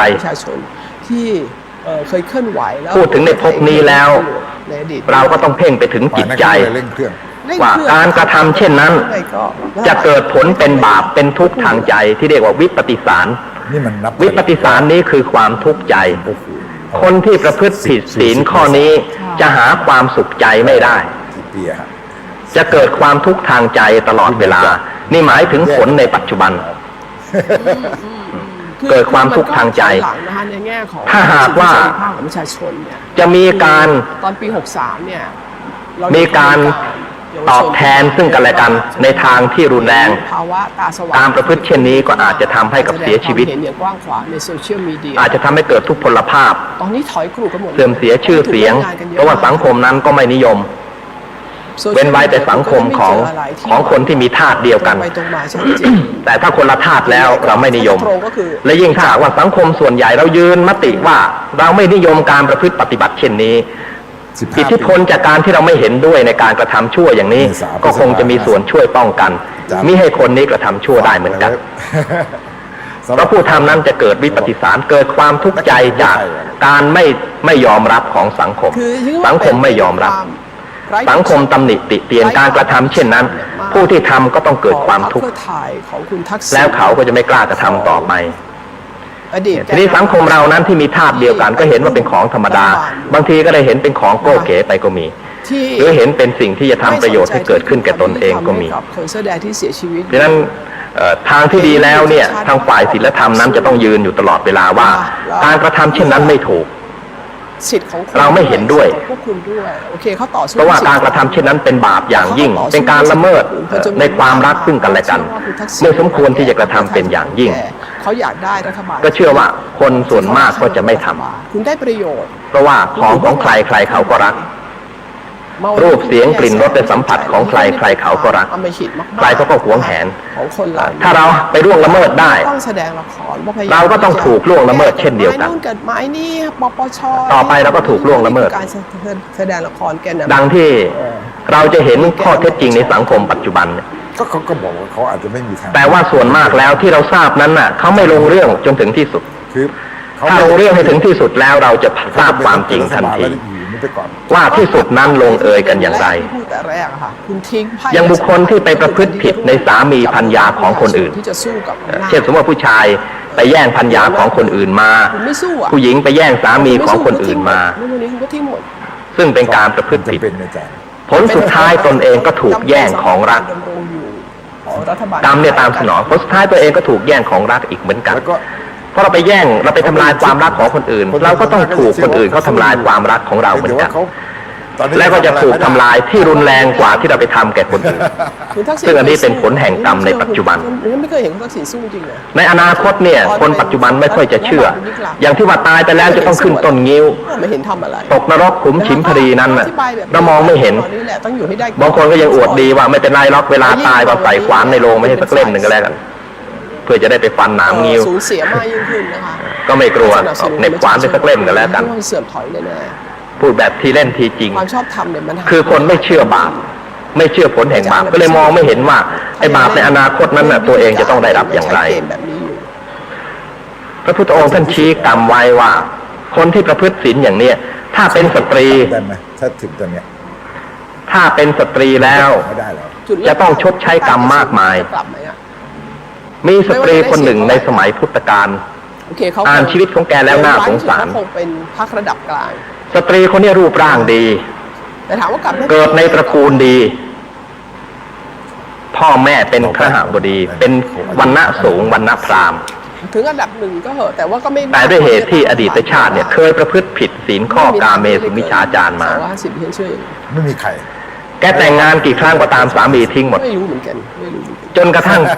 ไปได้สามีเป็นขอทานขอทานยังทิ้งเลยขนาดขอทานยังทิ้งเลยของประชาชนในช่วงไม่ไหวกับพรรคเพื่อไทยชีวิตแกระหกระเหินเป็นหญิงหากินก็แล้วก็ไม่มีใครไปยุ่งด้วยแม้แต่พยายามไปอ้อนวอนขอทานให้เป็นสามีขอทานแกก็ไม่เอาคนมันกระเทือนจริงนี่เศษของกรรมนะเป็นแต่เพียงเศษนั้นแต่ว่าไอ้กรรมที่แกได้รับจริงๆนั้นน่ะตกนรกหมกไหม้มาไม่รู้เท่าไหร่ต่อเท่าไหร่นี่เพียงเศษของกรรมยังถึงขนาดนี้ประเทศไทยว่าและก็เชื่อว่าในสังคมปัจจุบันเนี่ยเราศึกษาไม่ยากหรอกชีวิตคนที่รับกรรมอย่างนี้มีเยอะแยะไปคือมันต้องรื้อระบบขอทานยังไม่อยากจะเอาเลยขอทานยังทิ้งมันต้องอาศัยเจตจำนวนทางการเมืองเนี่ยเป็นเศษกรรมที่ประพฤติผิดกาเมสุมิจฉาจารท่านบอกถ้าผู้นั้นเป็นผู้ชายยังผู้ชายไปเป็นชู้กับภรรยาของใครเนี่ยนักการเมืองนอกจากตกนรกชดใช้กรรมในนรกขึ้นต้นงิ้วแล้วมันต้องเผชิญกับมันจะต้องเกิดเป็นผู้หญิง500ชาติ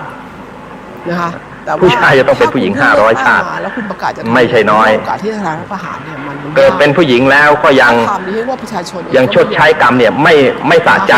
เกิดเป็นกระเทยอีก500ชาติยิ่งแย่ใหญ่เนี่ยไปประพฤติผิดข้อกาเมสุมิจฉาจารเท่านั้นเลยแม้ชดใช้กรรมกันเป็นร้อยชาติมองไม่เห็นนะมองไม่เห็นว่าจะและท่านทั้งหลายลองคิดดูไอ้ที่ได้กับเสียไปนั้นมันคุ้มกันหรือไม่ไอ้ความสุขที่ได้มากับความทุกข์ที่เราจะต้องได้รับนั้นมันคุ้มกันหรือไม่ก็ไม่ได้แบบว่าเลือกตั้งแล้วมันจะเปลี่ยนจำเป็นด้วยหรือที่เราจะต้องประพฤติผิดศีลข้อนี้ซึ่งกันและกันไปอีก4 ปีก็ได้ในสังคมขัดสนเต็มทีอย่างนั้นหรือมันไม่สมดุลกันในระหว่างผู้หญิงกับผู้ชายในทางตัวเลขแล้วไม่น่าทำจริงๆไม่มีความหวังที่ไม่น่าทำคือเวลาเนี่ยผู้หญิงกับผู้ชายพอๆกันโอ้อันนั้นคือสิ่งที่น่าไม่ใช่มันจะขาดแคลนจนกระทั่งหาที่อื่นไม่ได้อะไรเงี้ยพอๆกันไม่น่าเลยที่จะต้องไปแย่งกันตัวเลขอาตมาดูสมโนประชากรผู้ชายมากกว่าผู้หญิงทั่วประเทศเนี่ย200,000 กว่าคนเท่านั้นเองแล้ว200,000 กว่านี่ก็ไม่ต้องตกใจว่าผู้ชายจะไปแย่งกันเพราะมาบวชเป็นพระพอดี200,000 กว่าอยู่เป็นพระหมดเลย200,000 กว่าพวกนี้ไปแย่งของใครเขาไม่ได้แล้วพอดีฉะนั้นก็ไม่มีอะไรที่จะผิดดุลตัวเลขพอๆกันศีลข้อ3นี้ไม่น่าจะประพฤติผิด เว้นไว้แต่ว่าเราจะไม่นิยมของไทยเท่านั้นน่ะจะไปนิยมของต่างชาติอีกเรื่องนึง เงินเดือนเป็นภาษีอากรจากราษฎร มันเป็นเรื่องที่มนุษย์ทุกคนน่าจะต้องพิจารณาว่าสมควรแล้วหรือที่เราจะต้องปฏิบัติกันอย่างนั้นไปกินเงินเดือนจากภาษีผลในปัจจุบันกับผลในอนาคตที่ตนเองจะต้องได้รับเนี่ยมันจะเป็นอย่างไรคุ้มค่ากันหรือไม่มีคนมาถามมาแล้วในความทุกข์ปัจจุบันเนี่ยคนที่ได้อะไรมาในทางที่ไม่ถูกจะมีความสุขได้อย่างไรแต่ควรจะให้ก็หาความสุขไม่ได้ก็จะมีแต่ความทุกข์ตลอดเวลามีแต่วิปฏิสารอย่างน้อยก็ยุ่งยากใจอยู่ตลอดเวลารำคาญใจอยู่ตลอดเวลาเป็นแต่เพียงว่าสิ่งนั้นได้มาโดยไม่สุจริตมันก็รำคาญใจตลอดชาติแล้วถ้าได้มาในทางที่ไม่ถูกเนี่ยคือวิปฏิสารผลนิสสันสผลคือผลที่ติดตามมานั้นจะเป็นอย่างไรนั้นในสังคมปัจจุบันเนี่ยท่านทั้งหลายก็ดูเอากันแล้วกันฟังเรื่องราวของประวัติศาสตร์ทำให้เราได้เห็นข่าวบ่อยๆบางคนพิการตลอดชีวิตเลยก็มีไม่ได้มองเป็นเขมรเมื่อเร็วนี้ก็พิการไปคนแล้วไม่ได้มองเป็นบางคนก็ถูกยิงก็คือมองถูกฟันถูกเฉือนถูกแทงสารพัดเรื่องคล้ายกันและเหมือนกันเพียงแค่ความสุขนิดเดียวจริงๆทุกคนเหมือนแต่ผลที่ได้รับนั้นเป็นอย่างไรมันมีตัวเล็กๆหน้าตาเหมือนกันหมดเลยในจากการละเมิดศีลข้อที่3หน้าตาเป็นพี่น้องกันแต่เล็กทุกเชื้อชาติเลยนะทำให้เนี่ยเพราะฉะนั้นถ้าหากว่ามนุษย์ในสังคมเนี่ยเรามีความเคารพต่อสิทธิคือความรักซึ่งกันและกันแล้วสังคมนี้ก็จะเป็นสังคมที่น่าอยู่การประพฤติผิดศีลข้อในกามนั้นก็จะหมดไปอย่าให้เรานิยมและอย่าไปยกย่องบุคคลประเภทนี้ถ้าสังคมไม่ยอมรับสิอย่างคนดีมีมากคนชั่วก็อยู่ไม่ได้คำว่าไทยขึ้นมาแล้วนั้นสังคมส่วนใหญ่ต้องยืนหยัดรักษาศีลธรรมไว้คนในชาติในผืนแผ่นดินขอให้เรายึดไว้ให้แน่นว่าเราถือว่าศีลธรรมเป็นเรื่องสำคัญทำอยู่ยึดศีลธรรมไว้ให้มั่นคงถ้าคนดีในสังคมมีมากคนชั่วมันก็อยู่ไม่ได้นะครับเราคนชั่วก็ต้องพ่ายแพ้เป็นในที่สุดตรงนี้เป็นศีลข้อที่3ที่พระพุทธองค์ท่านบัญญัติไว้ซึ่งก็ยังใช้ได้ทุกการทุกสมัยไม่ใช่เป็นสิ่งที่ขัดขวางความสุขตรงกันข้ามกับทำให้มนุษย์เนี่ยมีความสุขมากขึ้นปลอดภัยมากขึ้นชีวิตของตนเองก็จะไม่มีความเดือดร้อนทั้งโลกนี้โลกหน้าหันมาอยู่ด้วยกันแบบผาสุกศีลข้อที่4คือความจริงคำสัตย์คำจริงเมื่อกี้บอกว่าความจริงใจต่อกัน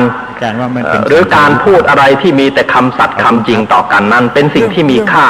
ปัญหาชายแดนสมัยใหม่เป็นสิ่งที่ไม่ตายอย่างคำสัตย์เป็นคำที่ไม่ตายคำที่ไม่จริงเป็นคำตายพิพาทเรื่องชายแดนคำตายคือคำที่ไม่จริงทุกวันนี้ก็ยังไม่จบไม่สิ้นที่พระพุทธองค์ท่านตรัสว่าสัจจังเวอมตาวาจาเข้าที่คือยืนยันให้เห็นว่าคนที่พูดอะไรจริงๆพูดความจริงนั้นของทางอื่นๆเช่นคำพูดที่เป็นคำสัตย์คำจริงนั้นไม่ตายคนพูดอาจจะตายแต่ว่าไอ้สิ่งที่ตัวเองพูดมันไม่ตายเพราะข้อเท็จจริงนั้นที่แล้วมาคือคนพูดความจริงนั้นจริงคนพูดอาจจะตายแต่ว่าคำพูดของคนคนนั้นไม่ตาย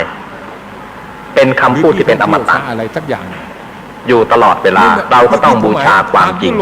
ฉะนั้นคำพูดคำใดที่เป็นคำไม่จริงหลอกลวงซึ่งกันและกันเราก็เว้นเสียอย่าพูดอะไรที่ไม่จริงพูดก็พูดแต่คำสัตย์คำจริงและคำพูดอันใดที่เป็นไปเพื่อสามัคคีประสานให้หมู่คณะสามัคคีต่อกันเราก็ต้องพูดคำเช่นนั้นคำพูดอันใดที่ทำลายสามัคคีเราก็ไม่พูดคำพูดใดที่ไพเราะอ่อนหวานเราก็ต้องพูดคำเช่นนั้นคำพูดใดที่เป็นคำด่าทอคำหยาบคายเราก็ไม่พูดคำพูดใดที่เป็นประโยชน์แก่ผู้ฟังเราก็พูดคำใดที่พูดแล้วไม่เป็นประโยชน์ทำลายประโยชน์ของคนฟังจะเป็นประโยชน์ของการเวลาหรือประโยชน์ใดๆก็ตามก็ต้องเว้นเสียไม่พูดจึงจะชื่อว่าเป็นผู้ที่รักษาศีลข้อที่4ไอ้เนี่ยรถถังบ่อยๆอย่างข้อที่5ในทางปฏิบัติก็คือเราต้องเว้นจากเครื่องดองของเมาอย่างสุราเมรัยนี่ต้องเว้นสิ่งเสพติดทุกชนิดก็ต้องเว้นตั้งแต่บุหรี่ไปเนี่ยควรจะเว้นเพราะปัญหายาเสพติดในปัจจุบันเนี่ยเกิดมาจากบุหรี่ก่อนเป็นเบื้องต้นเด็กจะไปสูบกัญชานั้นมันเริ่มต้นโดยการสูบบุหรี่ก่อนมันก็มีนะจะไปสูบเฮโรอีนก็เริ่มต้นโดยสูบบุหรี่ก่อนปัตตานีเขาเคยขอให้ผมไปดังนั้นถ้าเราเว้นบุหรี่ได้เนี่ย อย่างอื่นมันก็ไม่เกิดขึ้นปัจจุบันนี้เราให้เสรีเกินไปนักเรียนก็สูบบุหรี่นักศึกษาก็สูบบุหรี่ครูที่สอนก็สูบบุหรี่ปัญหายาเสพติดจึงเป็นปัญหาใหญ่ในปัจจุบันฝ่ายแต่งเครื่องแบบเด็กที่สูบกัญชานั้นก็เพราะสูบบุหรี่มาลายูเป็นพวกต่างสูบเฮโรอีนก็เพราะสูบบุหรี่มาก่อนดินแดนพ่อขุนรามคำแหงเนี่ยสิ่งทั้งหลายเหล่านี้เป็นสิ่งเสพติดเสพแล้วทำลายสติสัมปชัญญะทำลายความรู้สึกผิดชอบชั่วดีของคนท่านทั้งหลายจะเห็นได้ว่าคนที่ติดยาเสพติดเป็นคนมีสติไม่สมบูรณ์เป็นคนไม่เต็มคนจิตใจไม่ปกติร่างกายไม่ปกติเพราะฉะนั้นบุคคลเหล่านี้ตกเป็นอาชญากรง่ายที่สุดว่าจดฝั่งทะเลหิวขึ้นมาไม่ได้สนองความหิวความอยากอย่างที่ฆ่าพ่อฆ่าแม่ตายก็ขอเงินไปซื้อเฮโรอีนไม่ได้อย่างนี้ตลอดแหลมมาลายูมันก็แสดงฤทธิ์แสดงเดชประทุษร้ายคนอื่นเป็นคนไทยทั้งหมดแต่ถ้าตัวเองไม่ได้สูบมันก็ประทุษร้ายตัวเองนี่เป็นความเข้าใจเป็นสิ่งที่น่าสังเวชใจว่าทำไมเราจึงต้องไปติดสิ่งเสพติดเหล่านั้นมันเกิดประโยชน์อะไรขึ้นมาบ้างตั้งแต่สูบบุหรี่เป็นต้นไปเนี่ยเรามองไม่เห็นประโยชน์อะไรเลยเห็นแต่ความวิบัติทั้งนั้นเริ่มต้นตั้งแต่จุดบุหรี่มันก็วิบัติแล้ววิบัติตรงที่ผู้นั้นกำลังเผาเงินเผาทองทิ้งที่ทำขึ้นใหม่ทิ้งเป็นอากาศซึ่งเป็นอากาศที่ไม่บริสุทธิ์อาณานิคมของอังกฤษในที่ประชุมไหนคนสูบบุหรี่ที่ประชุมนั้นอากาศไม่บริสุทธิ์เพราะฉะนั้นจะมาอ้างว่าปันบุหรี่นั้นไม่บริสุทธิ์ทำให้อากาศเหม็นทำให้อากาศสกปรกเงินทองก็เสียไปไม่ถูกแล้วเป็นบ่อเกิดมะเร็งด้วยมะเร็งนี่ยอมรับกันเลยว่าบุหรี่เป็นเหตุมะเร็งในปอดจุดของสุโขทัยมะเร็งในหลอดลมทางเดินอาหารเพราะใต้นครสวรรค์เกิดจากบุหรี่เป็นดินแดนของรัฐจากพวกสูบบุหรี่ทั้งนั้นแล้วก็รัฐละโวอโยธยาเนี่ยเพราะฉะนั้นพ่อขุนรามคำแหงขยายลงบุหรี่เนี่ยควรเว้น ไม่ควรที่จะไปซ่องเสพถ้าเว้นบุหรี่จะได้อย่างอื่นมันก็ไม่ตามมาเป็นรัฐนครศรีธรรมราชพ่อคุณและถ้าเราไม่ไม่เสพสิ่งเสพติดนั้นเราก็มีสติสัมปชัญญะดีกว่าทางฝ่ายเครื่องแบบไม่ถูกไม่ว่าจะสังคมไหนๆคนที่กินเหล้าคนที่เสพสิ่งเสพติดนี้จะชนะเขาเห็นจะยากไม่ว่าจะด้านความคิดในด้านกำลังใจหรือกำลังกายเนี่ยสู้คนที่เขาไม่ได้เสพไม่ได้คนที่ไม่เสพสิ่งเสพติดเลยนั้นสุขภาพทางจิตก็ดีสุขภาพทางกายก็ดีเพิ่งเกิดในรัฐอโยธยาเป็นคนมีร่างกายแข็งแรงพศ1700เพราะว่าไม่ติดสิ่งเสพติดใดๆทั้งสิ้นมันไม่มีประโยชน์ต่อร่างกายเราก็ควรเว้นเพราะสิ่งทั้งหลายเหล่านี้ให้โทษทั้งนั้นไม่มีให้คุณเลยแม้ว่าสังคมนั้นๆจะนิยมกันเราก็ไม่จำเป็นจะต้องไปนิยมตามในเมื่อส่วนใหญ่ไม่นิยมมันก็เลิกกันไปเองกฎมนเทียนบานขึ้นมาถ้าเราไปนิยมตามกันมันก็เป็นสังคมที่ไม่ดี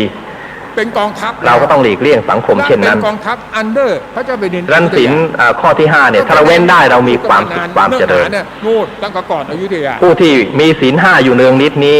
รักษาอยู่เป็นประจำจึงชื่อว่าเป็นผู้บำเพ็ญศีลบารมีมีบารมีข้อที่2แล้วคือเรามีศีลนี่ในศีลบารมีก็คงเหมือนทานบารมีศีลบารมีเนี่ยก็มีศีลบารมีศีลอุปบารมีศีลประมัตถบารมีศีลบารมีคือบารมีขั้นธรรมดาเนี่ยขั้นพื้นฐานนั้นก็คือถึงอย่างไรเราไม่ละเมิดศีลแม้เราจะเสียทรัพย์สินเงินทองอย่างไรเราไม่ยอมเสียศีลเรายอมเสียทรัพย์สมบัติภายนอกเรายอมเสียสิ่งของภายนอกแต่เราไม่ยอมเสียศีลคนที่ยอมเสียสมบัติภายนอกออกไปเพื่อรักษาศีลของตนเอาไว้ให้บริสุทธิ์นั้นชื่อว่าเป็นผู้บำเพ็ญศีลบารมีถ้าอุกฤษขึ้นไปแม้ว่าการรักษาศีลนั้นตัวเองจะต้องเสียอวัยวะอย่างใดอย่างหนึ่งก็ยอมเสียอวัยวะแต่ไม่ยอมเสียศีลยอมเสียอวัยวะภายในเนี่ยแม้จะถูกตัดแม้จะถูกเฉือนอย่างไรก็ไม่ยอมที่จะให้ผิดศีลผู้นั้นก็ชื่อว่าได้บำเพ็ญศีลอุปบารมีมันใกล้กันถ้าถืออุกฤษขึ้นไปแม้เราจะเสียชีวิตเราก็ยอมแต่เราไม่ยอมเสียศีลผู้นั้นรักษาศีลแม้ชีวิตของตนเองก็ยอมเสียสละได้ผู้นั้นก็ชื่อว่าได้บำเพ็ญศีลปรมัตถบารมีบารมีจะแตกต่างกันอยู่ที่ตรงนี้ตรงที่ว่าเราเองนั้นจะรักษาศีลได้มั่นคงแค่ไหนแม้เราจะต้องสูญเสียทรัพย์สมบัติภายนอกไปอย่างไรเราไม่ยอมเสียศีลเราได้ศีลบารมีแล้ว แม้เราจะเสียอวัยวะภายในเราไม่ยอมเสียศีลเราได้บำเพ็ญศีลอุปบารมีแล้ว แม้เราจะเสียชีวิตเราก็ยอมแต่เราไม่ยอมเสียศีลเราก็ได้เป็นศีลปรมัตถบารมีมันเป็นเรื่องในทางปฏิบัติก็เป็นอย่างนี้ในบารมี3ขั้นในด้านศีลบารมีเหมือนจามรีที่รักษาขนหางของตนเองยอมตายการครอบจักรวาลยอมตายโดยไม่ยอมเสียมนุษย์ที่รักษาศีลขั้นปรมัตถ์ก็คือยอมเสียชีวิตแต่ไม่ยอมเสียศีลศีลนั้นก็เป็นปรมัตถบารมีเล่าให้ฟังเฉยๆเราเสียชีวิตจริงอ่ะแต่ศีลเราไม่เสียผมไม่ได้มีความเราก็เลือกเอาว่าศีลกับชีวิตใครจะสำคัญกว่ากันผู้บำเพ็ญบารมีต้องเทียบกันดูเอาละในเมื่อถึงกับจะต้องเสียชีวิตเราก็ยอมแต่เราไม่ยอมเสียศีลแสดงว่าเราเนี่ยบูชาศีลมากกว่าชีวิตศีลกับชีวิตนั้นมีความสำคัญแตกต่างกันอย่างไรแต่เรื่องจริงมันเป็นอย่างให้เราเทียบกันมันมีเงินใครสำคัญมากกว่ากันมันมีเงินชีวิตเนี่ยถึงอย่างไรมันก็ต้องเสียแน่นอนชีวิตมีการเวลาสิ้นสุดผมยังไม่อย่างเราเกิดมาเนี่ยถึงอย่างไรเราต้องตายแน่นอนจะตายช้าตายเร็วเนี่ยต้องตายชีวิตไม่ใช่เป็นสิ่งที่เป็นอมตะถึงที่สุดแล้วชีวิตก็ต้องแตกดับถ้าเรารักษาชีวิตไว้โดยยอมละเมิดศีลเนี่ยจะรักษาได้สักกี่ปีจะอยู่ได้แค่ไหนและคนที่มีชีวิต